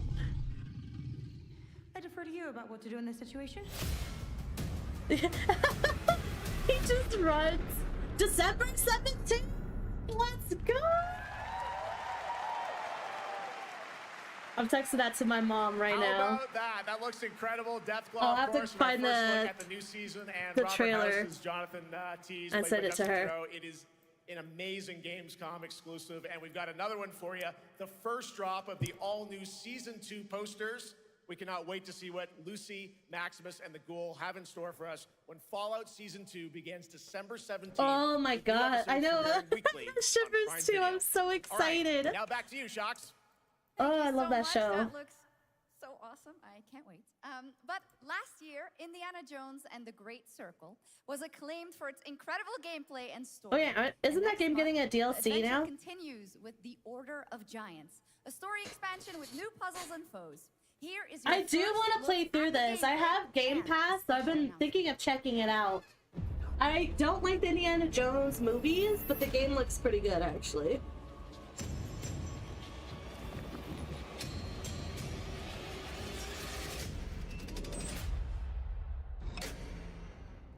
What do you know about the legend of the Nameless Crusader? Fierce warrior. Fought in the siege of Antioch, 1097 AD. Very tall, like a giant. Pope Paul IV had an item of this crusader in his possession, his helmet. Well, I'll tell you what. If I see the helmet, I'll leave it exactly as I found it. Sound good? Yeah, so much for that. Oops. Oops. Giant guardians. Their roots go way, way back. Worshipped by the Mithras cult. I can't believe you dare to investigate this. It's impressive for a snake.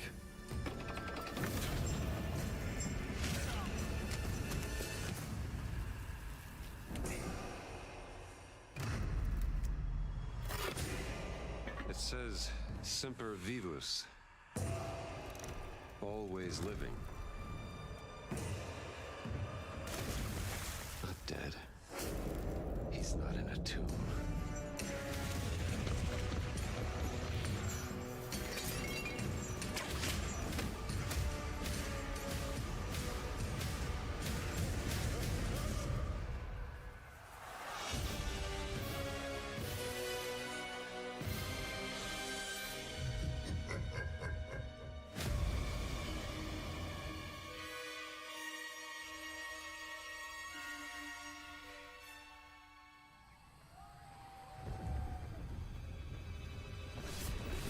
What the fuck is this? This looks like a stick-ass game. Yeah, that was Indiana Jones. That's their new DLC coming out.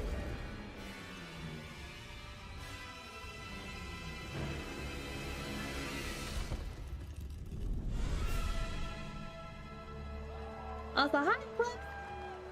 Welcome on in.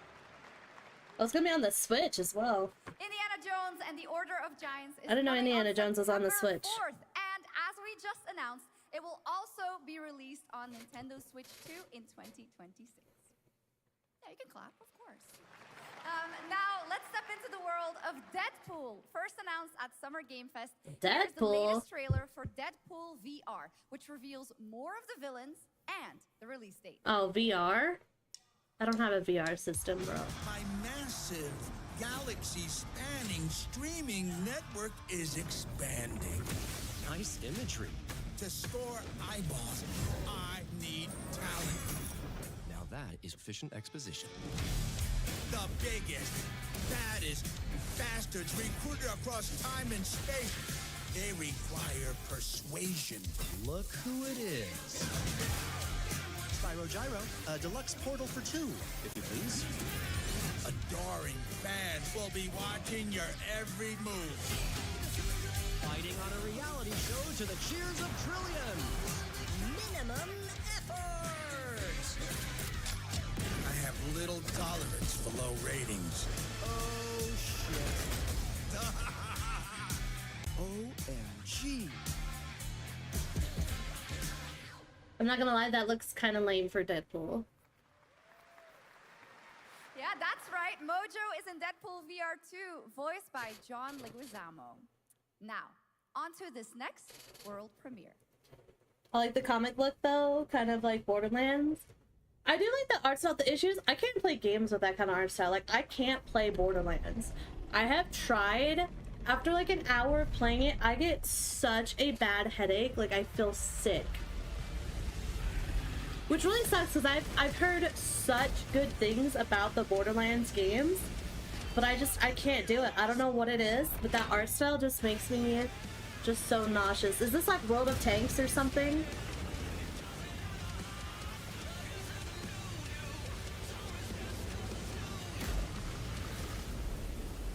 I think that game's still going. Bro missed.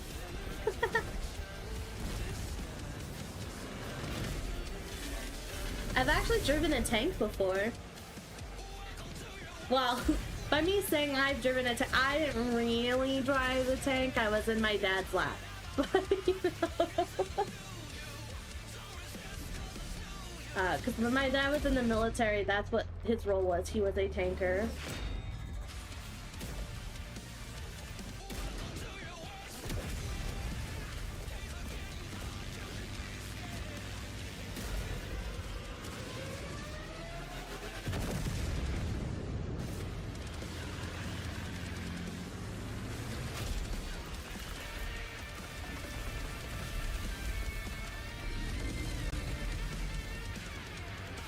Bro got rammed off. Hey, I was right. It was World of Tanks. I mean, I don't know what else it would have been. But what does it mean release? Is that like what are they releasing? I thought the game was already out. Update 2.0 lands September 3rd. Oh, It's the okay. biggest update in the game's history, featuring 16 tier 11 tanks and tons of new and upgraded features. I never played World All of right, Tanks. next. Saber and Focus delivered Space Marine 2, one of the most fun action games of the generation. Well, next year they are set to do it again in John Carpenter's Toxic Commando. This FPS action game combines classic 80s action horror with over-the-top humor. Well, here is the world gameplay premiere of John Carpenter's Toxic Commando.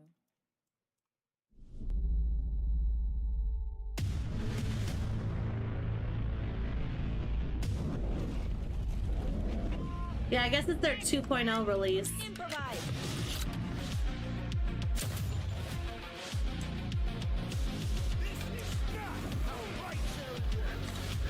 You see my new toy?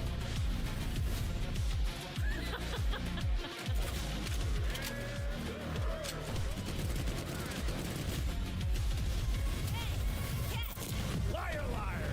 Zombie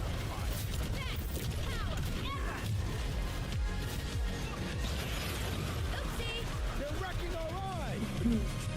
Liar, liar, zombie on fire. I need some first. Can you all please cover me?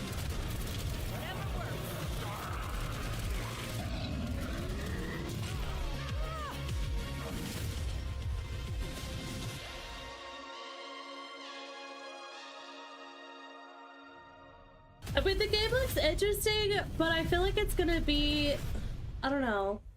It looks like just another kind of like Left 4 Dead, what's that? Super fun. What's that Blood one that just came out? Well, it didn't just come out. Legend of game design, Ron Gilbert, the mind behind Monkey Island, Maniac Mansion, and so many other classic games that defined the golden age of point-and-click adventure games in the 80s and 90s. I loved those games growing up. Well, now Ron is back. with Back something for blood. completely new and completely unexpected. That's what it was. It's called Death by Scrolling, a roguelike, vertically scrolling RPG set in What? purgatory where you'll battle waves of enemies, hoard gold, and do everything you can to stay one step ahead of the Grim Reaper herself. Here's the first ever look. A vertical scroll game? What?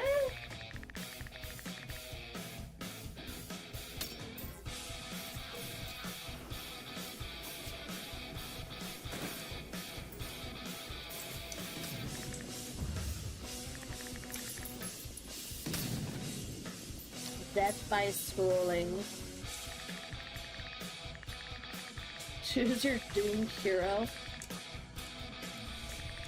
All equally doomed.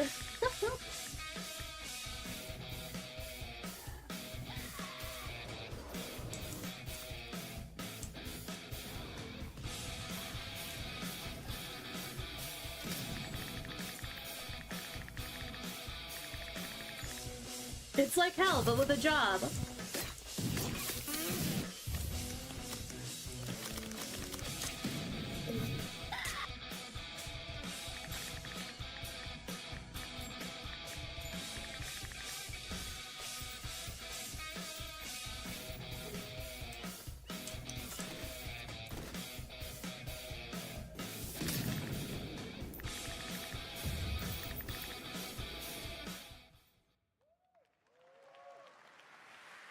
It's very fun. I've actually been playing this game over the past few weeks, and trust me, it is dangerously addictive. The screen, as you can see, never stops moving, so you're constantly on the move fighting to stay alive. A really fun game. Make sure to check it out. All right. Now onto a studio known for its unforgettable storytelling. Back in 2019, I think it's nice to see more unique games, even if they're not like necessarily for me. I don't know. Since then, Zaum, the studio behind it, has been through a host of changes, but tonight, 6 years later, those who now make up the studio are ready to give the world the very first look at their next CRPG. It's a dive into the shadowy world of espionage. Ooh, a CRPG? Okay, I'm interested. Fiction, and every failure isn't the end, but the start of a new path. What do we got? I once knew a spy. Brilliant. Relentless. Magnetic.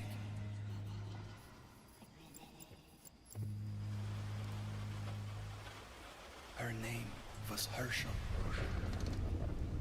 Herschel? Gold hair, a well-worn life beneath. A dandelion puff, waiting. Did he say Herschel? She tried to. I don't think I've ever met a girl with the name Herschel. Us. None of it mattered in the end. Everything she touched rippled into failure. Hey, Pharaoh. Yeah, that's what I'm saying. Herschel for a girl? Like, what?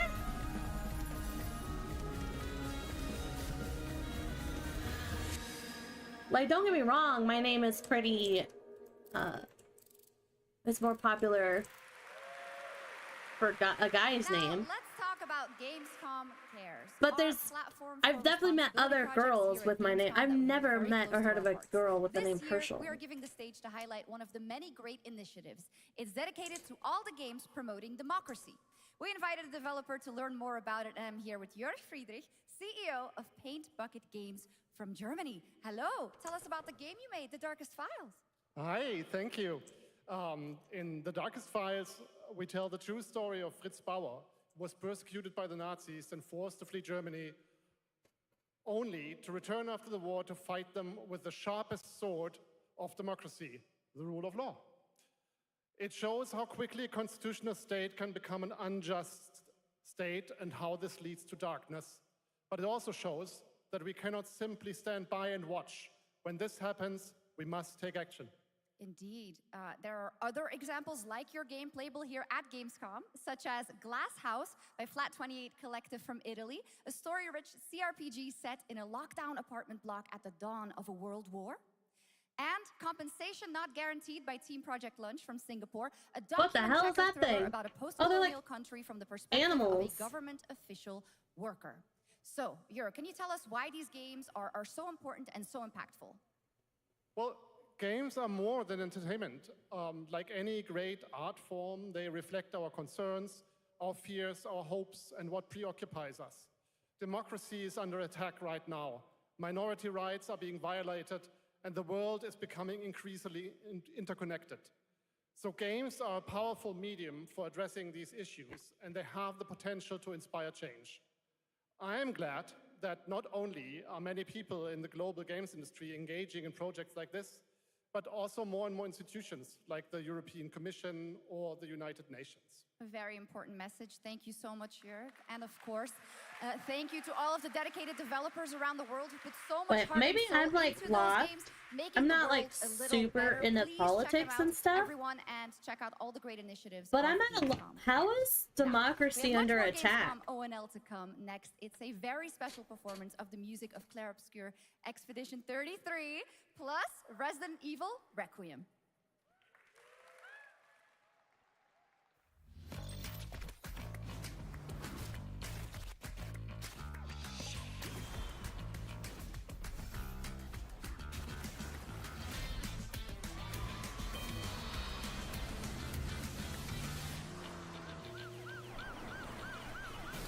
Oh, it's the Popo!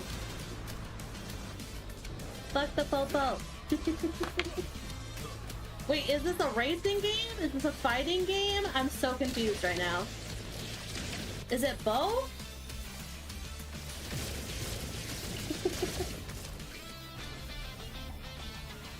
Well, that is quite an upskirt shot.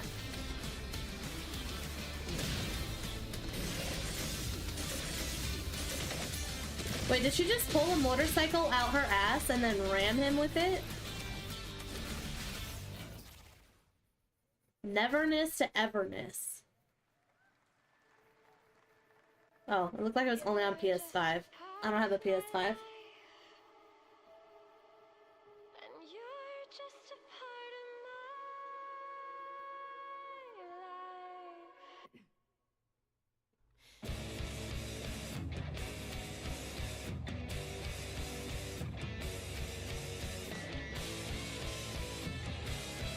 Oh, is this like a rhythm game? Those seem like those have been starting to get a lot more popular again, too.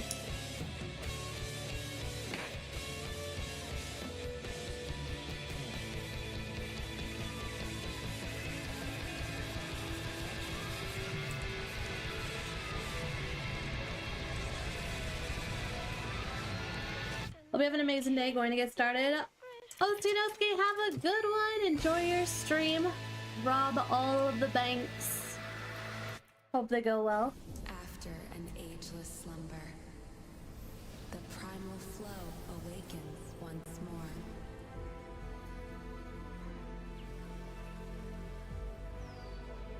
It is fate that brought us together. Oh my god, it's fate. Shisha. Such a pathetic place. Who is this guy? What does he want?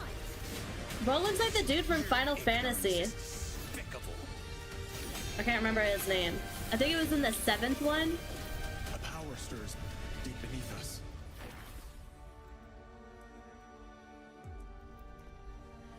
Whatever's lurking, it's behind this gate.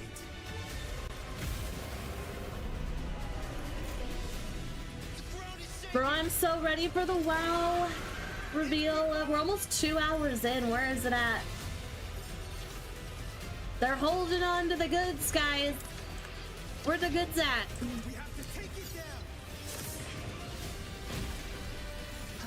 I'm telling you, that's the 3 biggest releases, and they're gonna be like towards the end. It's the new WoW expansion, Silk Song, and Resident Evil. Those are their top 3 reveals.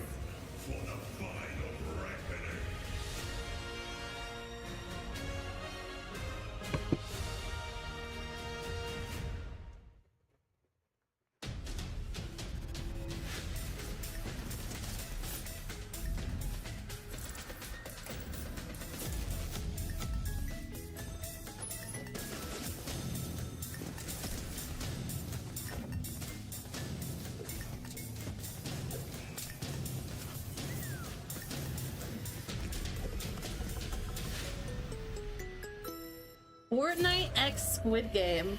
Okay.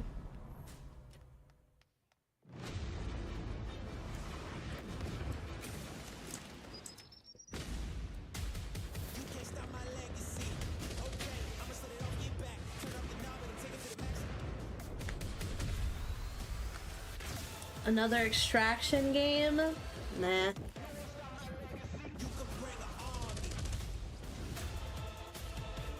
I don't care for like looter extractors.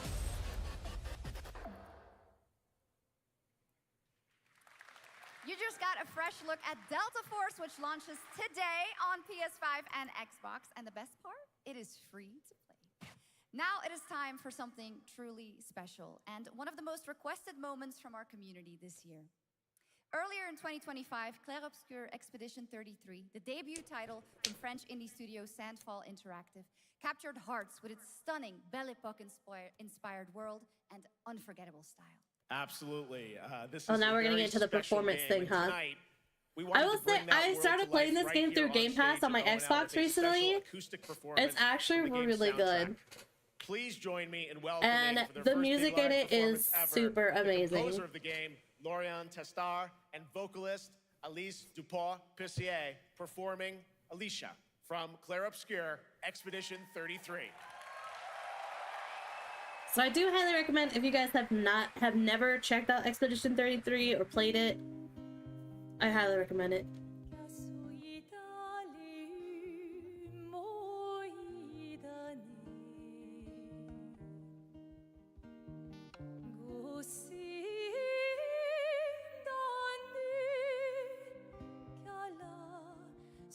I'm not super far into the story, but so far, it's pretty good.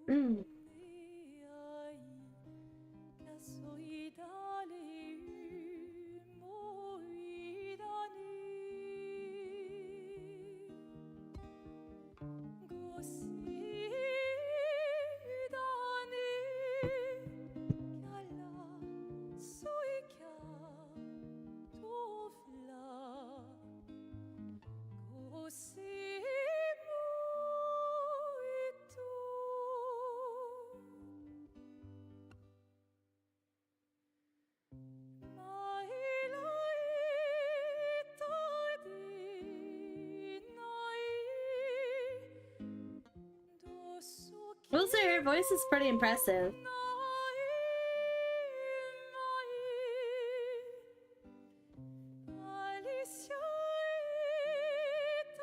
I wish I had like some cool talent of some sort.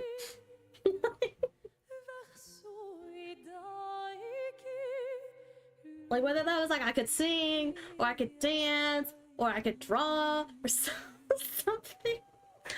But no. Zero talents, bro. It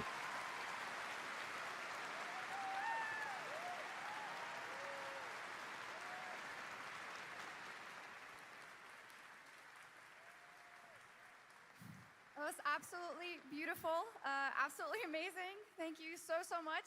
And we have so much more opening night live right after this. Xbox Game Studios. Times.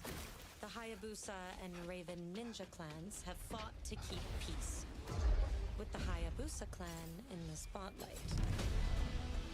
But your clan, the Raven clan, has always had a secret motive. Thanks. I owe you one, Hayabusa. Expect heavy resistance from the BDO. We're all counting on you. Alright, this game's not for us.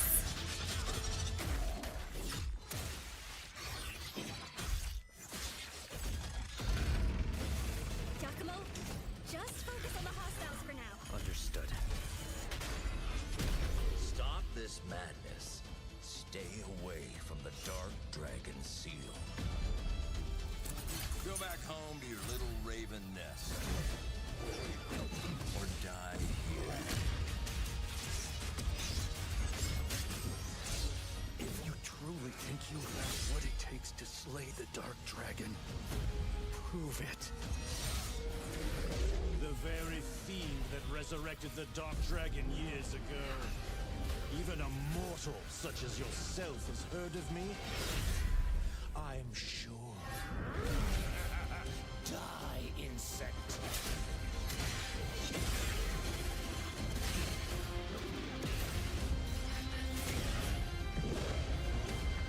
I feel like we've seen a lot of these types of games. The whole world's at stake.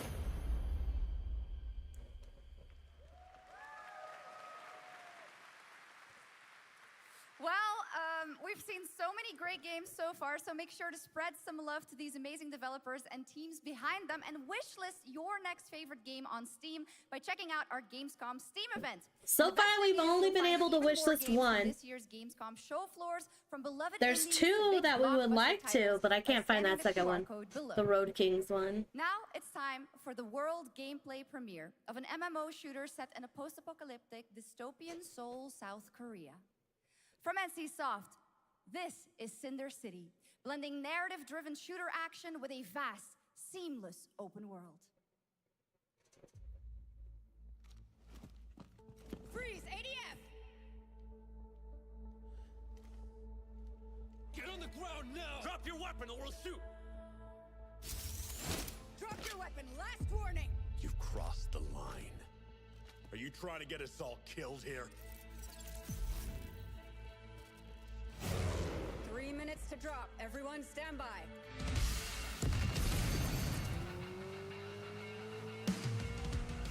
So an open world MMO shooter. How the fuck does that work?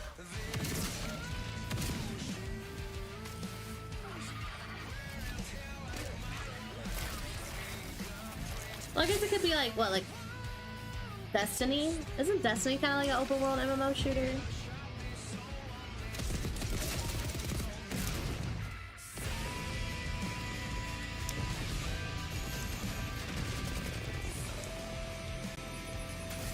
I like the music that's playing with it. The game doesn't interest me, but this song does.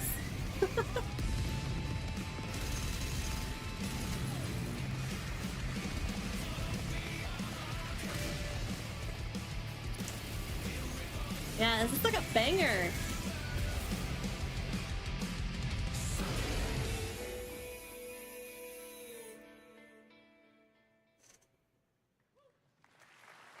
That's not all. We've now got Also, I just noticed this guy's shoes.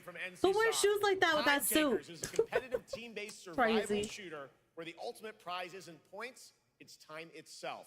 Here's your first ever look at the gameplay. I floated in an ale-induced stupor, a ghost of my former glory.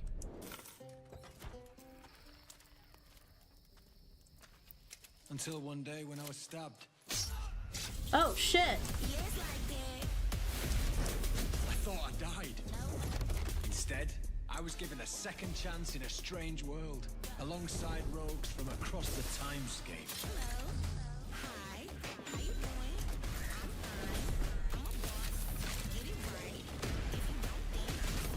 And we were promised to fix our past.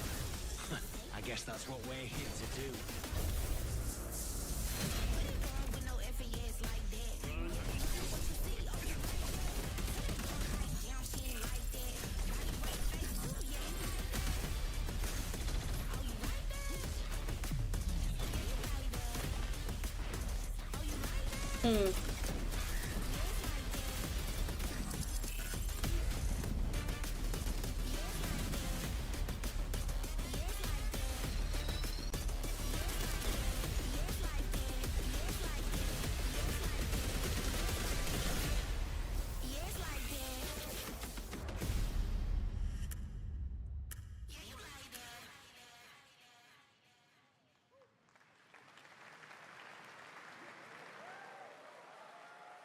For decades, Silent Hill has defined psychological horror in games. And tonight, the fog rolls in once again. Here's a brand new look at Silent Hill F from Konami, including the reveal of the American voiceover actress Susie Young as Hinako. Cargo 1 to HQ. We haven't found an active suspect at the scene. Shit's so good, but it's still no water. You better consider the hunt. Over.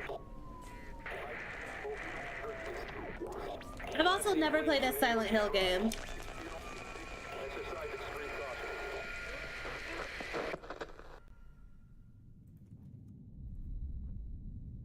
You saved my life and laid claim to my soul. In turn, I shall save your souls by claiming the life of your old self. was that?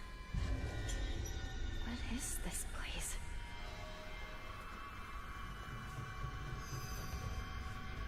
This way.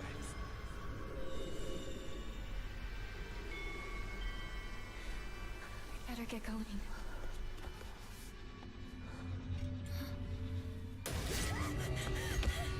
Okay.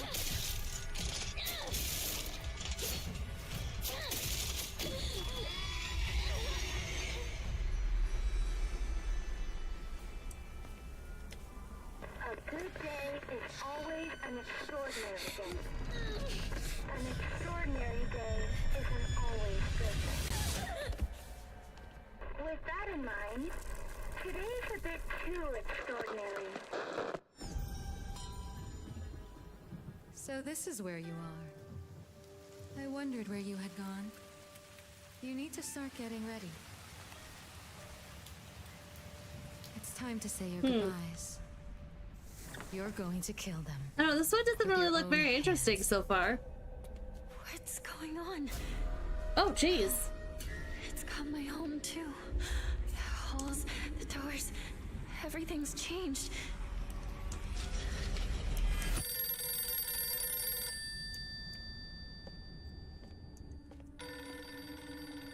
Tell me, who are you? Please. I love the Silent Hill movie, but I can never tolerate the games. I did enjoy the movie. It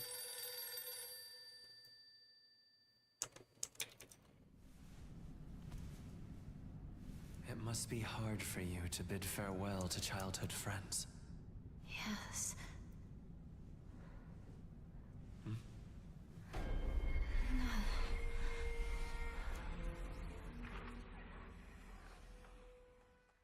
Oh no, that one didn't even really give me Silent Hill vibes.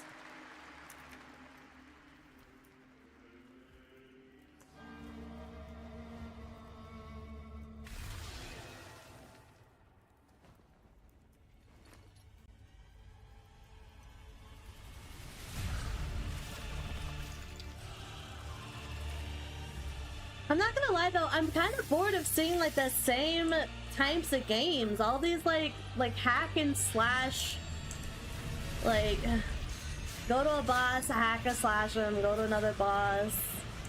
I don't know, these all look the same to me.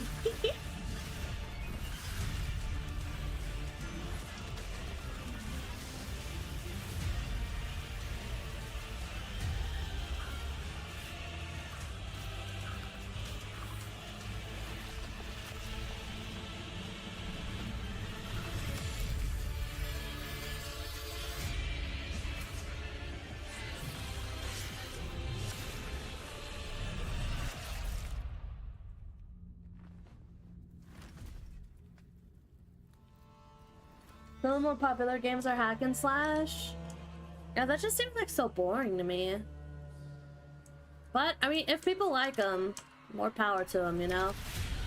But I feel like 80% of the games we've seen have been just that.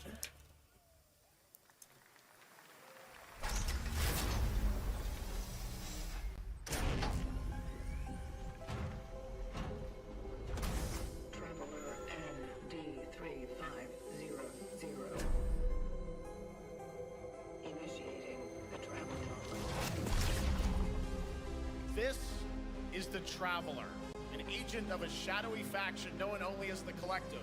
And in Kronos the New Dawn, you'll step into their role. From Polish horror powerhouse Bloober Team, nominated last year at the Game Awards for their Silent Hill 2 remake, comes a bold new vision of survival horror. In this world, the dead don't stay dead. When they find each other, they merge into something far more terrifying. Launching September 5th, here's your brand new look at Kronos the New Dawn.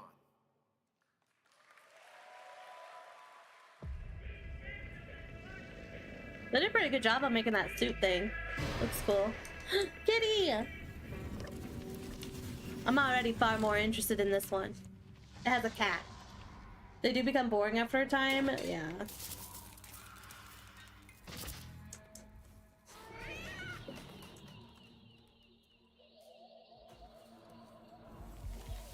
If the kitty dies, we're rioting this game.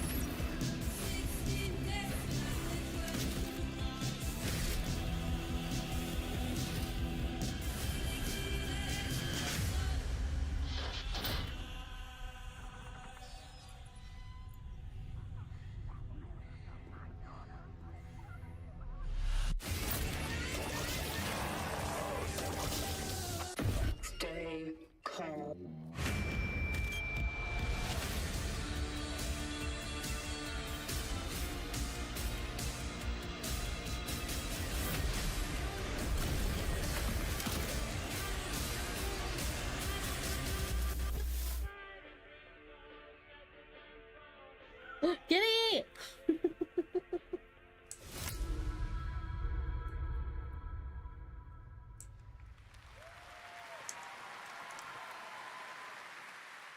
All right, for our next trailer, let's turn it over to the head of sequels at Obsidian Entertainment. Guten Tag, Gamescom. Look at this. Tens of thousands of Europeans packed into one building in the dead of summer with absolutely no air conditioning. This is the type of dystopia we here at Obsidian Entertainment absolutely respect. What is this? Am I experiencing Schadenfreude right now? I may have messed up the pronunciation, but you knew the idea. How are you? My name is Mark. I am the head of sequels here at Obsidian Entertainment, and I've got big news. I am going to drop a brand new trailer for The Outer Worlds 2. What are you going to get? More planets. I heard more good things chaos, about this and game, an but I've never actual played the release first date one. Now that GTA 6 got pushed to the spring. So, strap on in. Stock up on some gummy bears, stock up on your favorite pretzels. Get ready. Here comes. I don't The know Outer if it's Worlds my 2 type of trailer. game though, but I have Roll it, heard really Jeff. good things about It's the gotta be Outer Jeff Worlds. that's rolling it, right? And now, a trailer for the part of the game you'll remember more than the ending. The Companions. Let's skip the diplomacy. Chemically enhancing your statistically unsafe lifestyle. This might sting a lot. Ooh, an enemy. Son of a spread.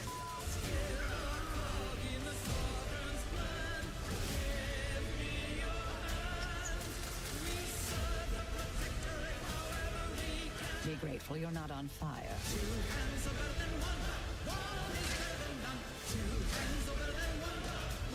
I don't know, because like so far like this doesn't really interest me. I haven't either, but people keep recommending it to me. Yeah, I've heard really good things about it, but like, I don't know, I always see it, I'm like, it doesn't really... Sleep with them. Doesn't really look like my kind of game.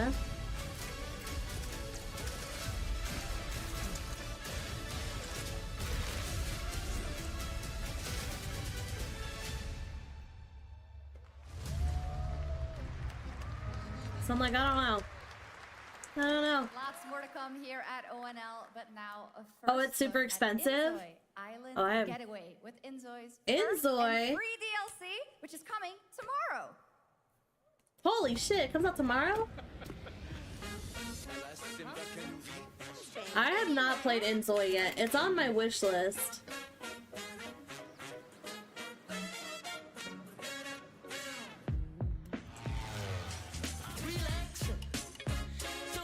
It was just a little too expensive for me when it came out.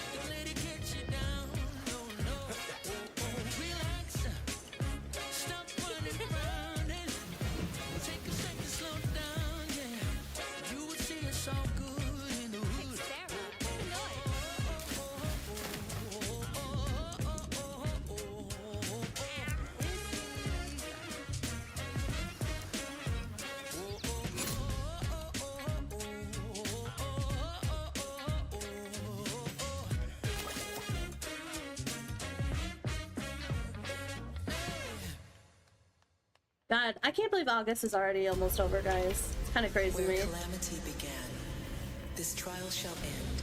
I did get an email saying Inzoi was on sale. I wonder how much it is right now.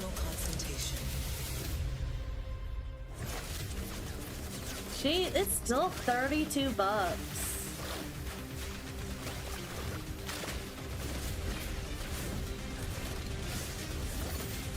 Yeah, it's just a little expensive for me right now. I'm already planning on buying a game on Thursday. Right now I have to be careful with my finances because I did recently get laid off, so I'm between jobs right now. I do have money like saved up in my savings, but I'm trying not to like blow through it. However, there is a new game coming out Thursday. I believe it's only $20, which is one of the reasons why I'm getting it as well. But it's called Discounty, and it looks super, super cute. It's like Supermarket Sim meets like pixel cozy life sim games like Stardew Valley and stuff. It looks super cute. Looks like a lot of fun. So Thursday, that's what we will be playing. We will be playing Discounty and checking that out for the first time. 一つ面白い運命が待ち受けてる気がするんだ。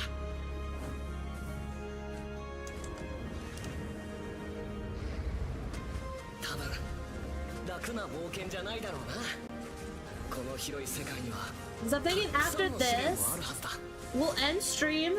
I'm gonna take like a quick like 5-10 minute break. And then we'll go live again. I think we're gonna do another WoW stream. And then tomorrow I think we're gonna get back into Tales of the Shire. Isn't that an anime? 7 Deadly Sins?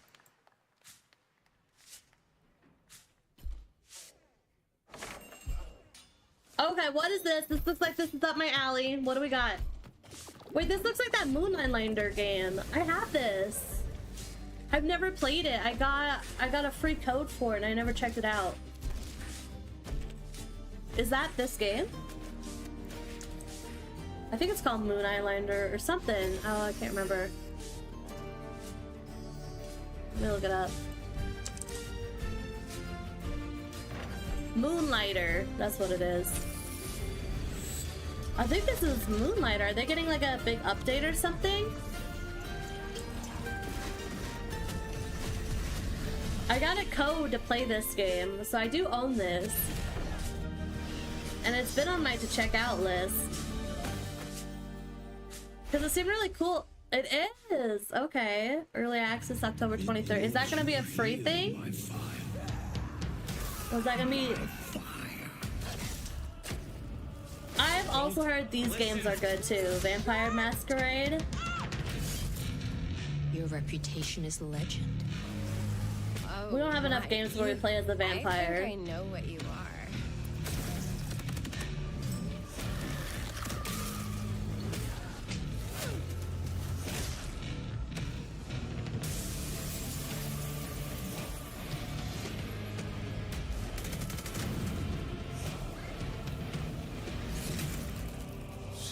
Yeah, Endless Vault. Is that gonna be a DLC? The treads on the fertile soil. Oh no, it's a second game.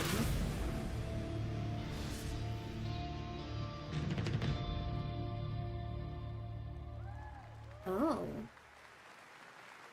There are some big news. We finally have a firm release date for Vampire Bloodlines 2, October 21st of this year.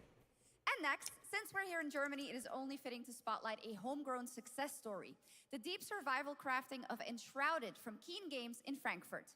Still in early access, Enshrouded has already let friends adventure, fight, and build together in endless ways. But tonight, the world is about to change. I also have a free code for Enshrouded, and I still need to check that out. But I think this is for their 1.0 release or something. So I'm probably gonna wait to check it out until this actually comes out. At Opening Night Live. Because I think this is like, because I think right now it's in early access, but I think this is like Enshrouded is like about to actually come like fully out. I think someone said. Survival. I dreamt of a shimmering home and of exile. To find peace, we must brave the deep.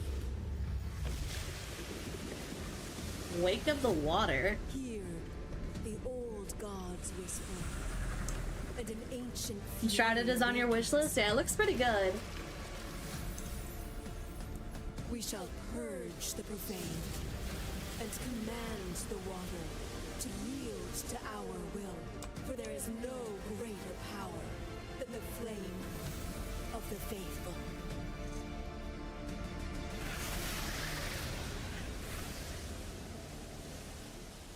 Okay, so maybe that's not their like 1.0 release. That's their next update. And tonight at ONL, we have news of the latest Xbox franchise that is coming to PlayStation for the first time, and the reveal of brand new expansion as well.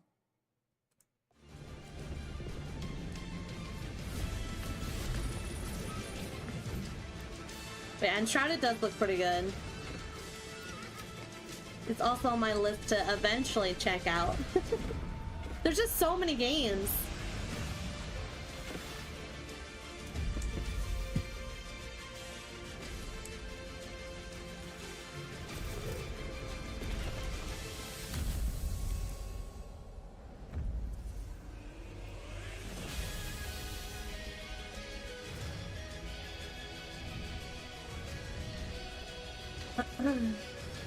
I didn't even know you could play these games on console.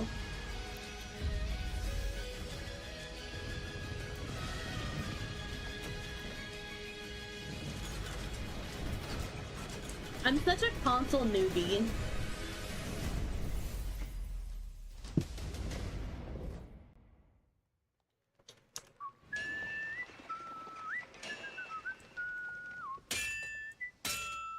Ooh, what do we got here? A little medieval game. Honored friends, masters of the blacksmith guild, let me introduce a young master of our craft and new owner of Kutenberg's old forge, Henry of Skalitz. Okay, this looks kind of interesting. We can begin. Oh, it's Kingdom Come Deliverance. Oh. I've had that one recommended to me, but I've never played it. Kingdom Come Deliverance 2. You'll put your blacksmithing skills to the test to acquire and repair a legendary burnt-down forge with brand new design features. All right. Do we have any Cult of the Lamb fans in here? Yes! I love Cult of the Lamb. Oh my god. All right. It's time for I love some big this news game. for the darkly comedic action adventure management hybrid game. Here's the announcement of a major expansion to the game coming Let's soon. go.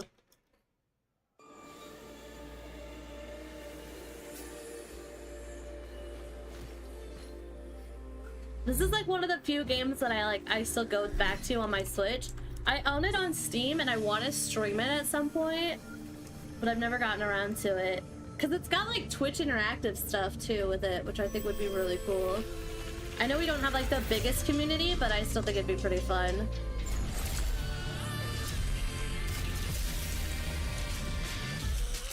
I actually haven't played in a hot minute.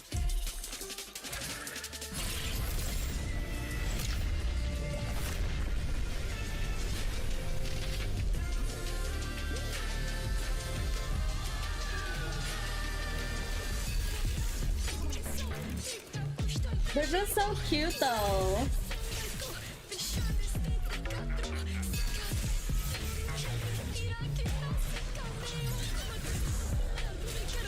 And like I've never beaten the game either. Wool Haven, early 2026, massive paid expansion. Now, last year, World of Can we Warcraft wish list that? celebrated its 20th Oh my God, anniversary and kicked off its three-expansion story arc, the World Soul Saga. Here to tell us more about what's to come is executive producer Holly Longdale. It's finally here! Midnight! Let's go! Oh my god, guys, I'm so excited.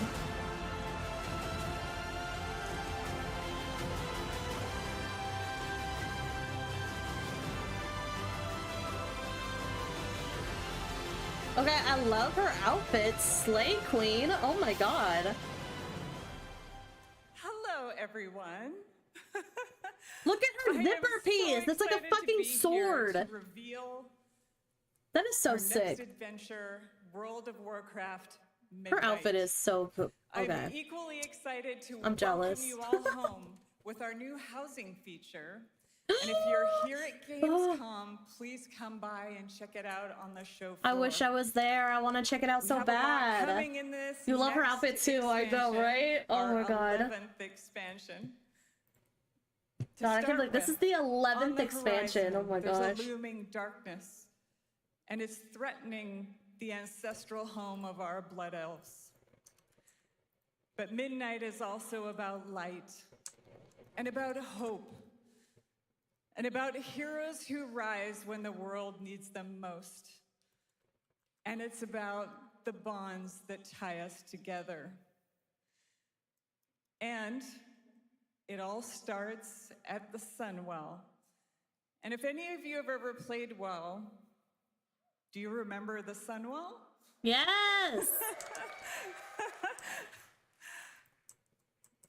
With that in mind, please enjoy the premiere of our cinematic introduction to Midnight. Oh my god.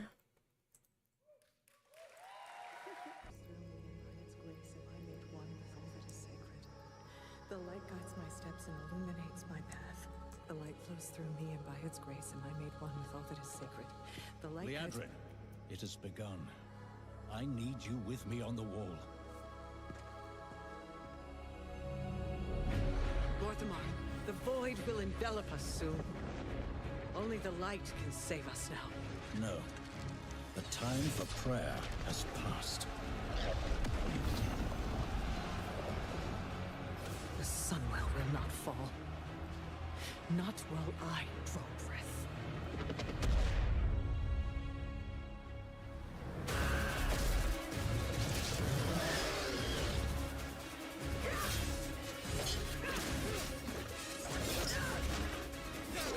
Little elves. Melita! Love her. I can see you grow weary. How much longer can you hold out? Flee and save yourselves. Liadrin, don't. Light be with you. You see? She understands it's hopeless. Soon, you all will. The light guides my steps and illuminates my path. The light flows through me, and by its grace am I made one with all that is sacred.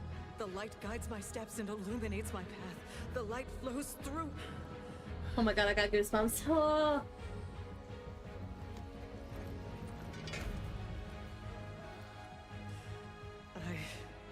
I know that I am unworthy.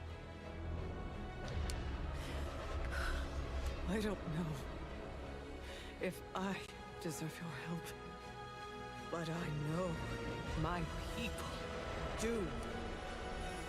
Please give them strength. I admire your spirit, but that will not save you.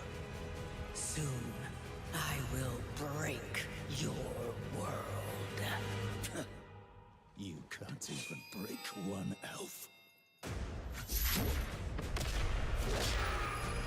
Oh shit.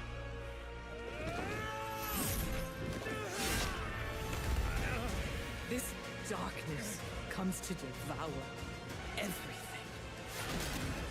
And when it is finished, there will be no more light. Without your aid, we will perish. I beg you, help us.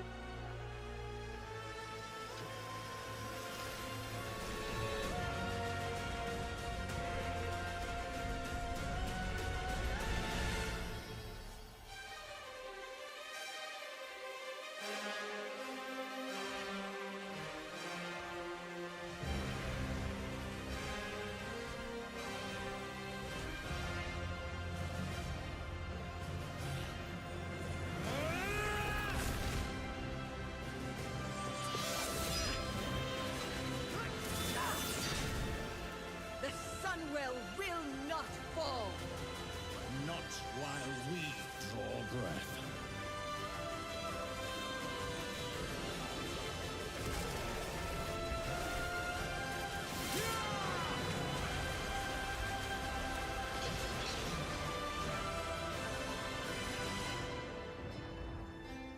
Woo!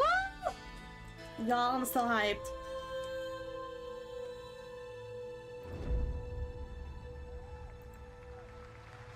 Part 2, baby, 2026.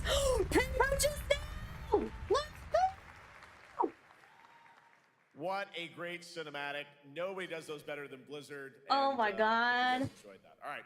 Next is the global announcement of a new project from Team J, the dev team behind Delta Force.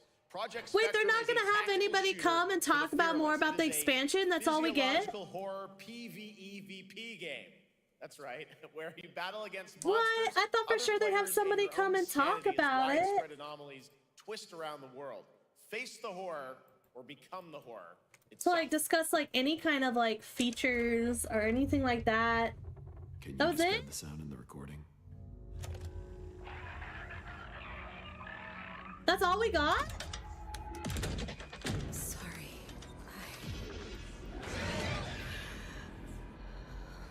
Let's go back to the start. I thought for sure we'd get a little bit more info. I guess it is just Gamescom. They're probably saving it for their BlizzCon thing. Because is there gonna be a BlizzCon next year? We got company. Yeah, there is. It looks like. That's not till September.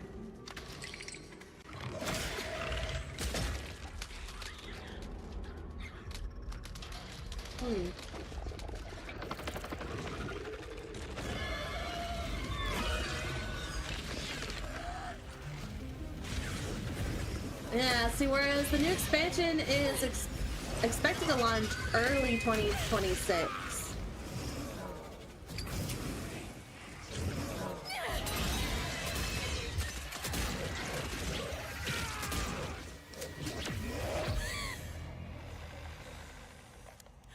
The loss is too heavy for you. But sometimes, loss can birth beasts and bury truths. Well, that was a little sad. What if I was hoping we were gonna get a little bit more. are the beast? That was the whole reason we're really watching Gamescom. We've been here for almost 2.5 hours watching this. We had like 10 minutes of WoW, not even.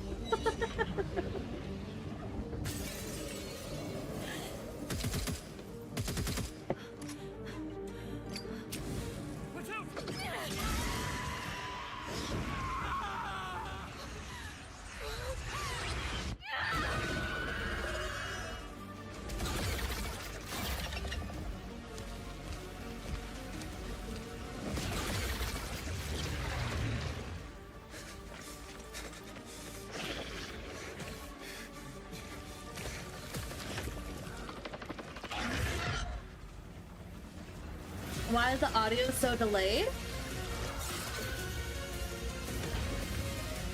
I don't know. It seems fine on my end.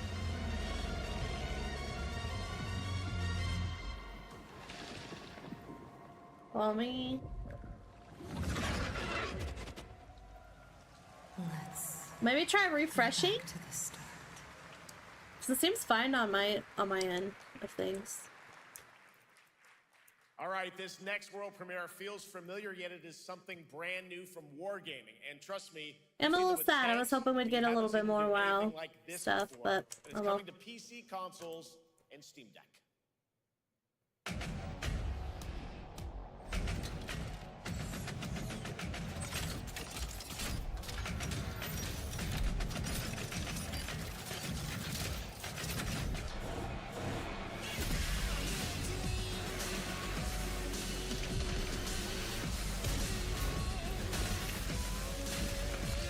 Like in the previous trailer, wow, the audio came from the trailer whole time. So, oh, it was fine for me. Yeah, I don't know. That's weird.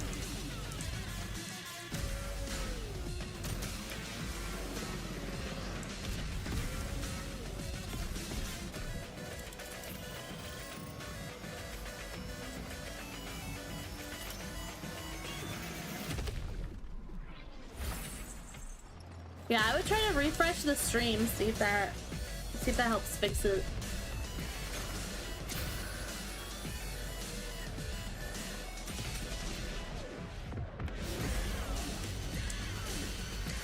Because the audio has been in sync for me with the video.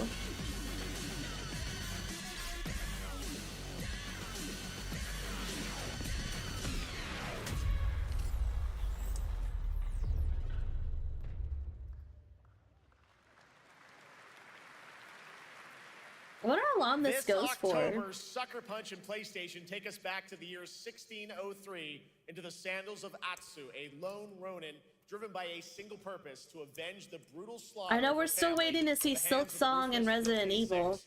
Tonight, we have a new look at the deadly, beautiful Oh world yeah, this one of too. Ghost of Yotei. I think this one's gonna be a pretty popular one too. Not my cup of tea.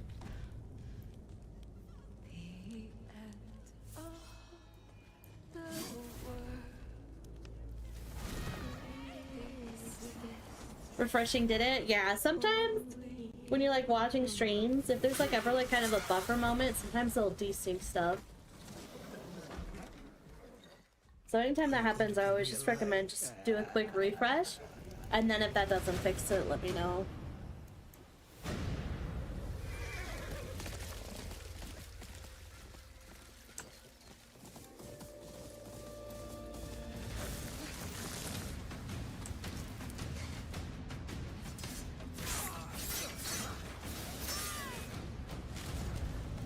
Swordsmith's daughter.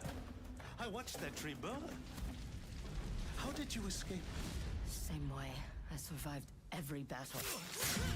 The thought of killing you.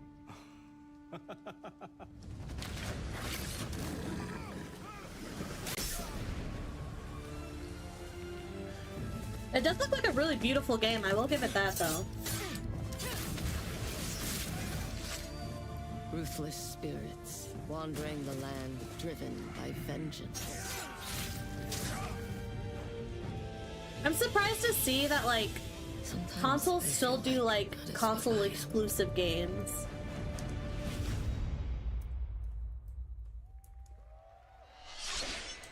Like I hope one day to like see people just get rid of all of that.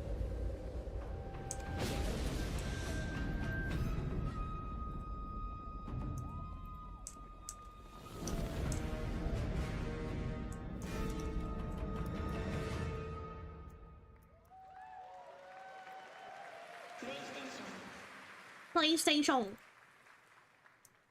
There you have it, an amazing new look at Ghost of Yotei out October 2nd for PS5, and confirmed today on ONL, it's also getting a Legends co-op multiplayer DLC in 2026 with fantastical supernatural story and survival missions, all free if you own the base game.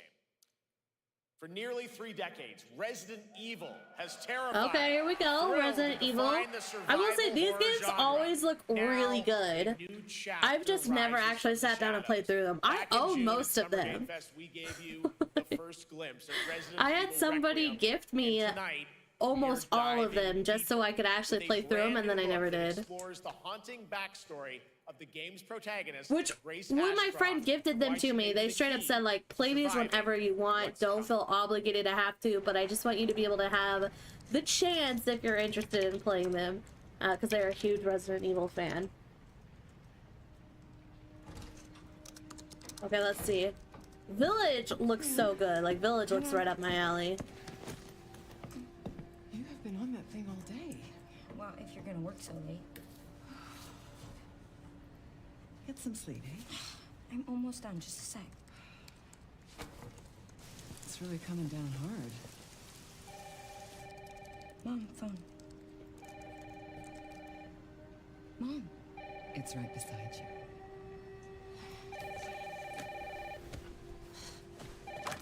Hello? Miss Ashcroft? Yes. Okay. Creepy. Who was it? Dunno. They asked for Miss Ashcroft and then they hung up on me. Rude. What the? They're coming. Grace, we need to go. Go where? Mom, what's going on? Hurry. Wait, who's coming? What's wrong? Shh. We need to keep our voices down. This is ridiculous. Come on.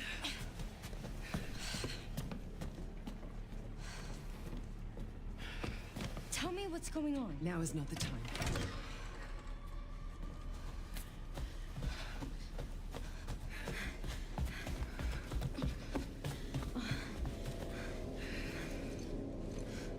Mom got a gun?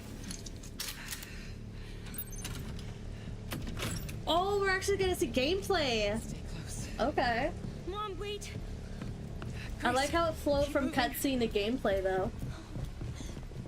I like when games can do that pretty flawlessly. Oh, who's that? Oh, I'm so sorry about the power outage. What happened? It's really no excuse, and I apologize for the inconvenience. Oh, no, it's fine.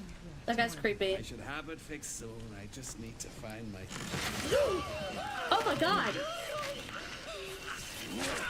Oh my god! What the? Come on in here, Grace. Grace, look at me. Grab my hands. Okay, look at me. Look at me. In and out. Breathe in and out. Oh, Grace. I promise you, I will explain this all to you one of these days.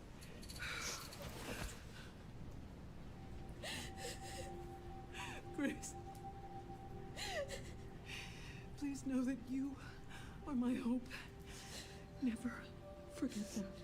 What are you talking about? Oh, mom's gonna get got, bro. I love you. I love you too. Mom, I'm scared. No. We need to find a way out of here now. But we don't have any of our stuff. We can come back for it later, Grace. Oh, yep. There's mom dead. Take her gun! February 27, 2026. I wonder, that like, game is insane. I got to see that sequence in do Osaka the Resident Evil games, do you have to play them in order? It was the most wishlisted title coming out of Summer Game Fest this June. Now, for those of you here in the arena tonight at Gamescom, Because maybe we play that when it comes out. Over on the show floor, be the first players in the world to get hands-on with a playable demo of Resident Evil Requiem at the Capcom booth as we count down to the launch this February. A huge thank you to Capcom and Takeuchi-san for that special look. Predictable yet with cool, that, yeah. Gamescom Opening Night Live comes to a close, but the celebration of gaming doesn't stop here. We'll be back on Thursday, December 11th. For the Oh, I Game guess that Awards, little bit that they showed of streaming live Silk around the Song was world as it. We honor the best games of the year and give you a glimpse of what's coming in 2026 and beyond with tons of brand new game announcements. You're leaving, but before we say goodnight, we do have one last surprise. A global announcement from a studio that walked away with multiple Game Awards wins for its last project. Please. Oh, maybe this take a is look. Silk Song. I don't know.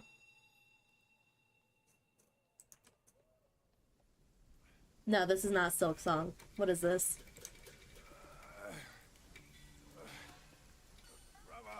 I guess maybe that little bit that they showed of like the gameplay of Silk Song, I guess that was it. I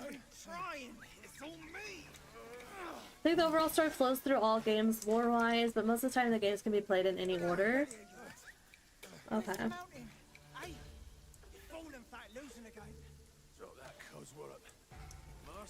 Sleep favorites are Resident 4, 5, and 6.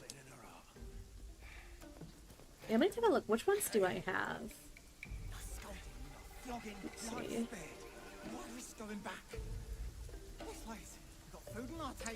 I have 2, 3, 7, Resistance, Reverse, and Village.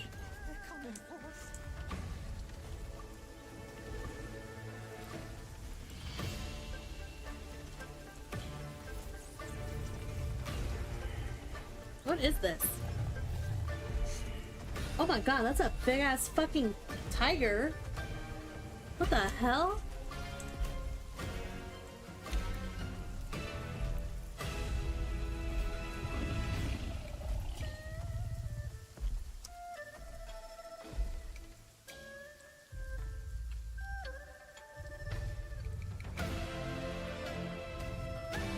That's a big dude.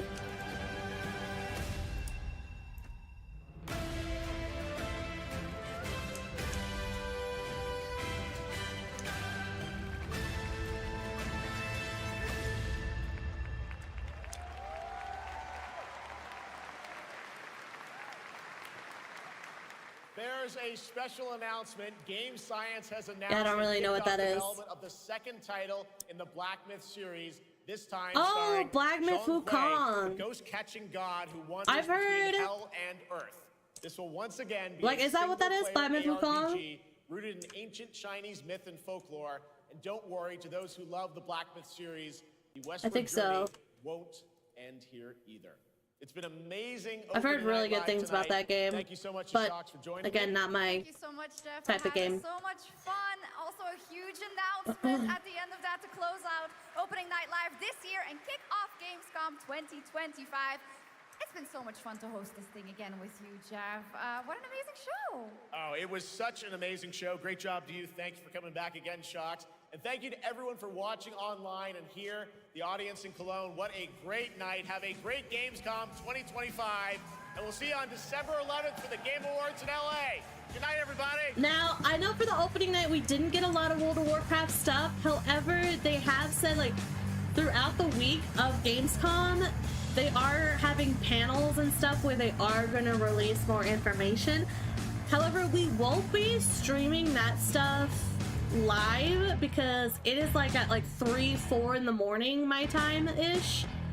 Because again, this is taking place in Germany. So what we might do is on those days, we'll watch like the VOD of it, the panels, and we'll react to them on stream. It just won't be done live. Just because, yeah, that's gonna be like the middle of the night for me. I think somebody posted what the schedule was. I remember watching a content creator that, let's see. I can't wait. I hope we get to see some of the, like, hands-on stuff for the housing. Like, I wish I could be there at Gamescom to get my hands on the housing stuff and see how it was. Hey, Leo! I don't know, most of the games have scratched an itch for me, while on the other hand, that is a great cinematic. Yeah, there wasn't very many games. I was interested in Long Gone. That one looks cool. That was like a, it kind of reminded me of like This War of Mine, but like a zombie narrative. So that looks cool. I added that one to my wish list. I'm gonna go ahead and turn this down. Road Kings also caught my interest, though I can't find that one to wish list it. I even tried just Googling the game and I cannot find it. But that one looked like American Truck Simulator, but like with a story. So that, oh! Road Kings is now on Steam. I just found it, y'all. Okay, so if you were interested in Road Kings, it is on Steam now. You can wishlist it. But that one looked like, yeah, it looked like American Truck Simulator, but with some kind of story, which I think is super cool. I really hope it ends up working with the wheel and pedals, just like American Truck Simulator. I think that one will be really fun. Moonlighter 2 caught my interest. What else? The Cult of the Lamb expansion that's coming out, that caught my interest. Obviously, WoW, that's why we were here in the first place, which you can pre-order the next expansion now. I'm gonna personally take a look at it and see what we got here. See if it's actually available on the shop. It is. Look at that. Pre-purchase now to stake your claim on housing early access.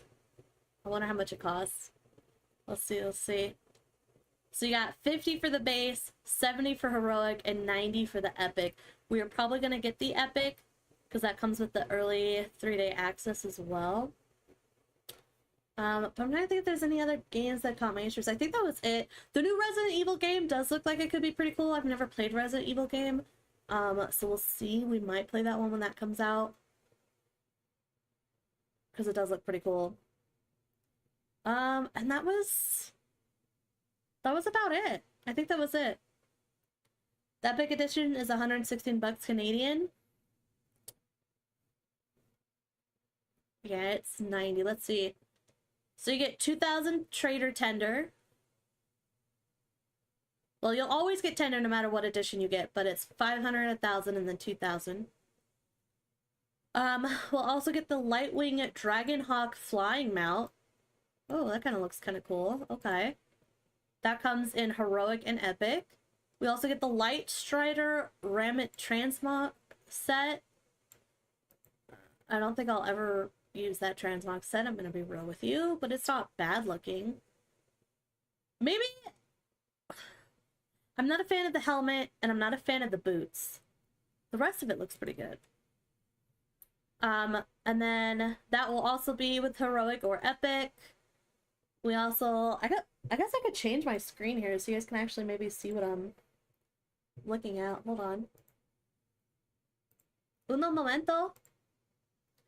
That way you guys aren't just staring here. Let's see.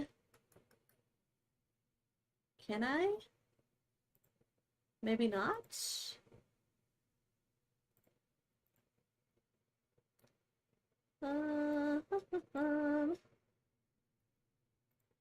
Might have to do like a display. Hold on. As you guys can see, I was playing WoW in the background. Okay, here we go. And then display. Do we get all the previous DLCs in WoW when we get the latest? Yes. Yes. So we have the pre-order here. If you do pre-order it as well, you get the early access to the housing as well. So you don't have to actually wait for the extension to come out before you can get your hands on it. Let's see. That's future expansions. Will be available on or before June 30th. That's not early 2026. People are predicting early 2026. That's summer. That's not early. But it could also come out before that. Let's see. Yeah, because it always says launch dates are subject to change. Housing feature only available through purchase of. Decor items will be granted during the 11.2.7 content update and available to use starting with housing early access. 11.2.7, I think that's pretty soon. But yeah, that if you come down here, so if you do pre-purchase this, as you can see here, the World of Warcraft War Within is included with any of these. So if you pre-order right now, midnight, you will get access to War Within. And of course, all the previous stuff. We'll also get the level 80 boost. Any edition will give you the housing early access. And then any edition will also give you Trader's Tender, which is like their monthly battle pass currency kind of stuff. And depending on which edition you get, determines how much you get. Does that mean you have to buy the base game, then midnight? No, I think you could just, like, if you haven't played since Dragonflight, you could buy this and you would get War Within. It's just like all their previous expansions have been. Like for me, like I hadn't played since, what was the last one I bought?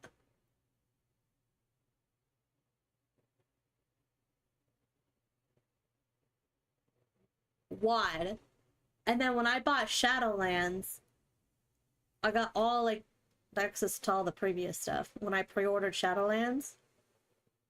So I was able to go in and get my character leveled up and prepared for the new expansion to drop. So yeah, so it'd be 500, 1,000, then 2,000 tender. If you get Heroic or Epic, you'll get the mount. So that's what the mount looks like. It's kind of cool. Heroic and Epic Edition will also come with this transmog set. Again, it's not too bad. I'm not a big fan of the helmet, and I don't really care for these boots. The rest of the pieces aren't too bad. I don't know if I'll ever actually use it. And then if you get the Epic, you get even more stuff. So we get the Hope Flutter pet. We'll also get the Doom Feathers pet. We get the Void Strider transmog set. Okay, that one looks cooler than the other one. I like those shoulders. Those shoulders look sick. Yes, if you get midnight, you will get everything up to midnight. So after Legion, you would also have access to Shadowlands and the Dragonflight and the War Within. And then we have the Voidwing Dragonhawk. Ooh, that looks sexy, y'all. That looks pretty sexy. Then we do also get some decor with the Epic Edition as well. So we get a little light-infused rotunda. Void Corrupted Fountain. Oh, Void Corrupted Rotunda as well. Ooh, that looks cool. Put that in my little garden, bro. We also have the light-infused fountain. We get paintings of Illyria, Turleon, Eretor, and Xalatath.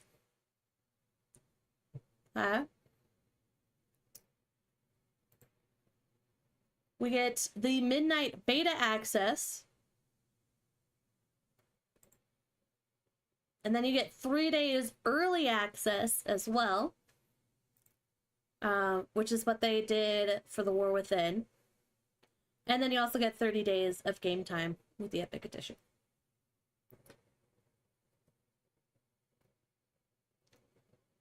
It is a big difference for 40 bucks, but if you think about, like, when you actually break it down, so 30 days of game time, that's 15 bucks right there out of that extra 40, right? Because if you think about it, if you get the base edition, you then have to get a monthly subscription. That's going to actually put you at $65.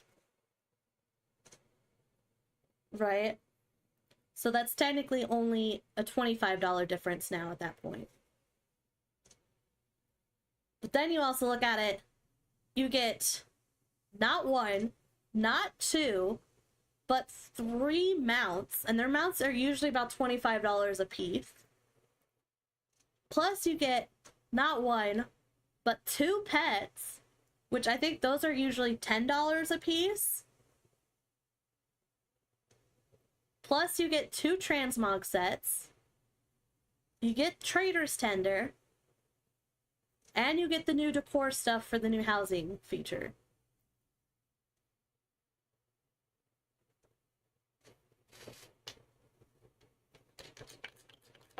Because you have to remember too, like, when you get that Epic Edition, you don't have to buy the subscription on top of that. If you wanted to play, like, that first month. Obviously, after that, you would then have to have a monthly subscription. But you do at least get that first month free. Now, I think the game time, I think this applies to your account as soon as you do the pre-purchase. So if you wanted to wait to use it until, like, I could be wrong on this. I mean, I'm probably about to purchase it now, so I could probably take a look and we can find out. But I think it gets applied to your account as soon as you buy it. So if it's more something that you want to wait for it to hit your account when it actually gets closer to midnight, so you could use that game time for midnight. Although I would recommend probably doing it a month before, so that way you could potentially, like, level up a character and go through War Within stuff. But completely up to you. So that could be an option. But I guess we could take a look, because I do have the funds to pre-order this.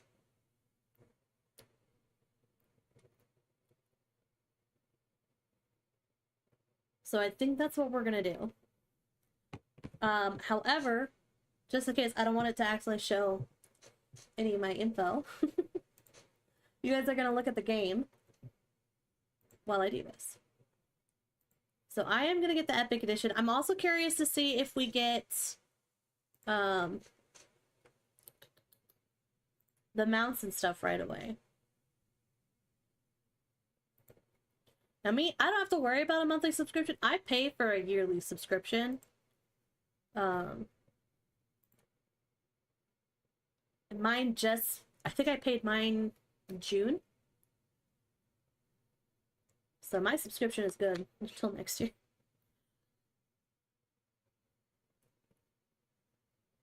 If you pre-order right now, you get all the bonuses and mounts now. Apparently a friend is showing me the mounts in game. Yeah, that's usually how it goes. I'm curious to see if, like, I think the game time also automatically gets applied. So for any of you guys that are wanting to get this, but you don't necessarily want to use that 30-day game time with the Epic Edition just yet. Just keep that in mind. I'm about to find out here for sure for you. But I think in the past it's always just automatically applied. You can access Midnight Epic Edition as soon as it's released. Okay.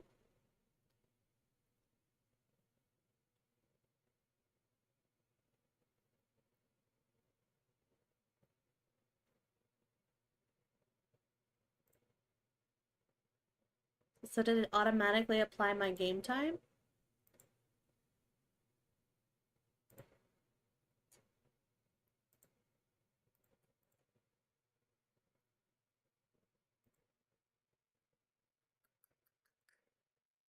I know there's a way to see how much game time you have. Do I have to actually do that on the website? Can I not see that in the battle.net thing? Let's go to the website. I guess I should have checked what my time was already at and then gone from there.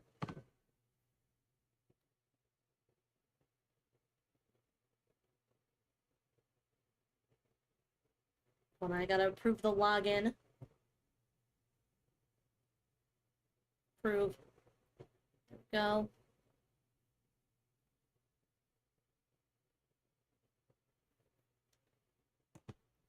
Okay. Let's see.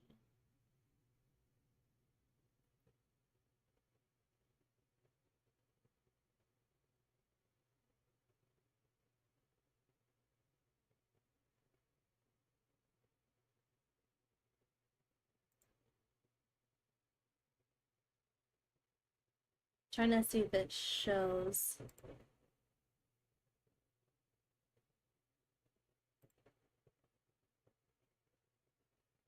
Because this is my next build date is June 29th.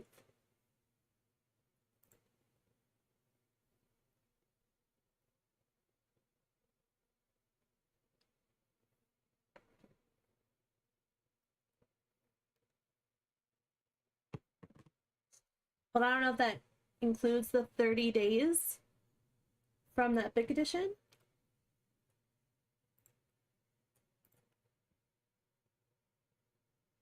Yeah, we should have checked it first and then done that.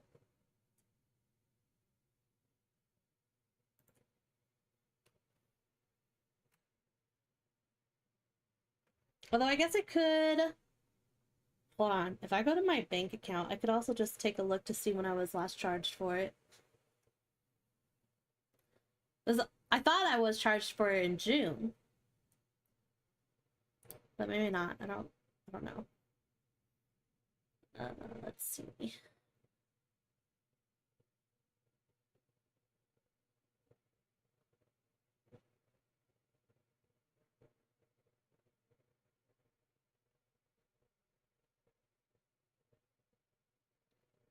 Let me see, let me see. Go to my transactions.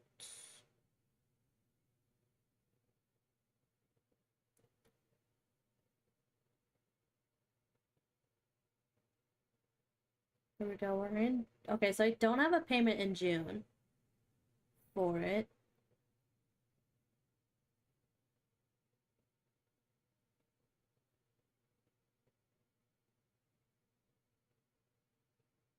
Wait, I'm dumb. I'm looking at PayPal. Why am I... I went to PayPal, not my bank. I'm a genius, guys. I swear. I swear.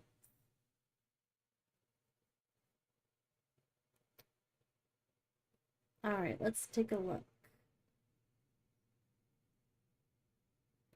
Now that we're actually in the bank account. Well, I don't see anything charged for July 29th.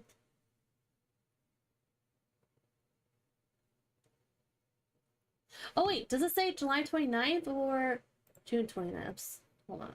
June 29th. I'm looking in July. Hold up.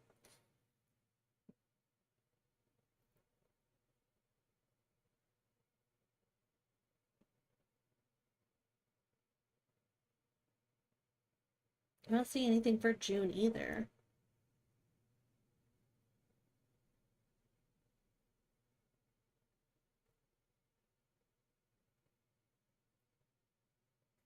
Y'all, how did I pay for my yearly subscription? Can I just search? I'm just gonna search Blizzard in my statements. June 2nd is when I got charged. Okay, so it was for May. My subscription was until May 29th, and now it says June 29th. So it does, that 30 days game time does get applied to your account as soon as you pre-purchase. So the second you buy the Epic Edition of Midnight, you will get 30 months of game time. So keep that in mind. If you want to wait to use it when it gets actually closer to midnight, wait to pre-order it. If you want to pre-order it now and get into playing WoW now and start going through the War Within stuff, buy it now.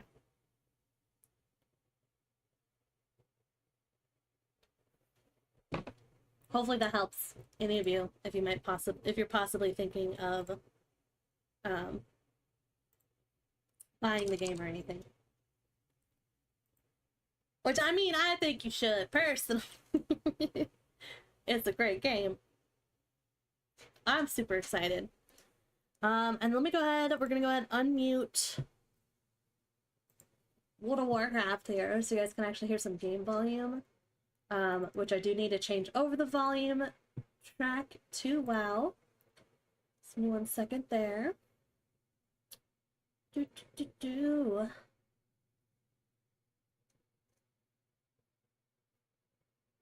Why is it not showing up as a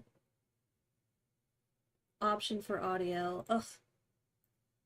I hate when Streamlabs OBS does this.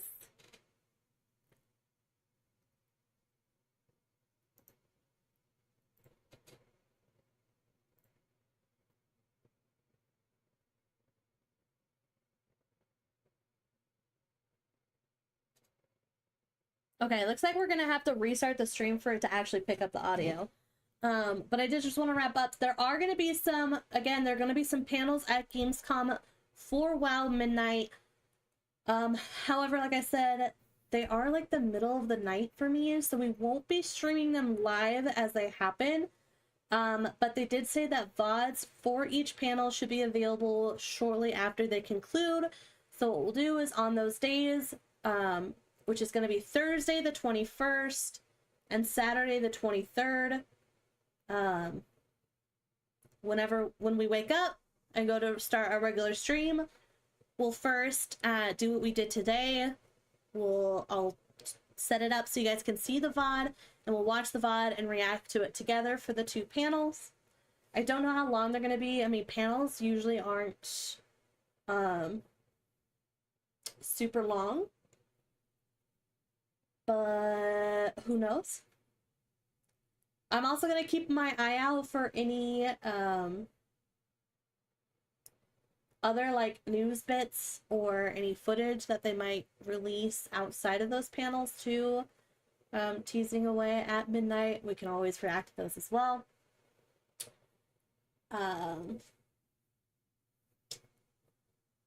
Yeah, those are the two developer panels. Then it looks like they also have some creator ones as well. They're gonna have a cosplay contest. We can watch that potentially.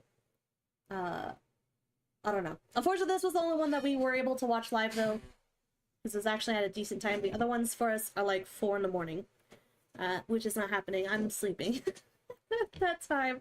But thank you guys so much for coming and hanging out with me during Gamescom. I'm gonna go ahead and end stream, see if I can get Streamlabs to pick up the audio for World of Warcraft, and then we will be live right again with some WoW. We'll take a look at the transmogs, mounts, and pets that we got for getting the Epic Edition, and then we'll jump into actually playing some of the game.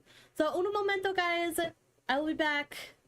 Give me about 5-10 minutes.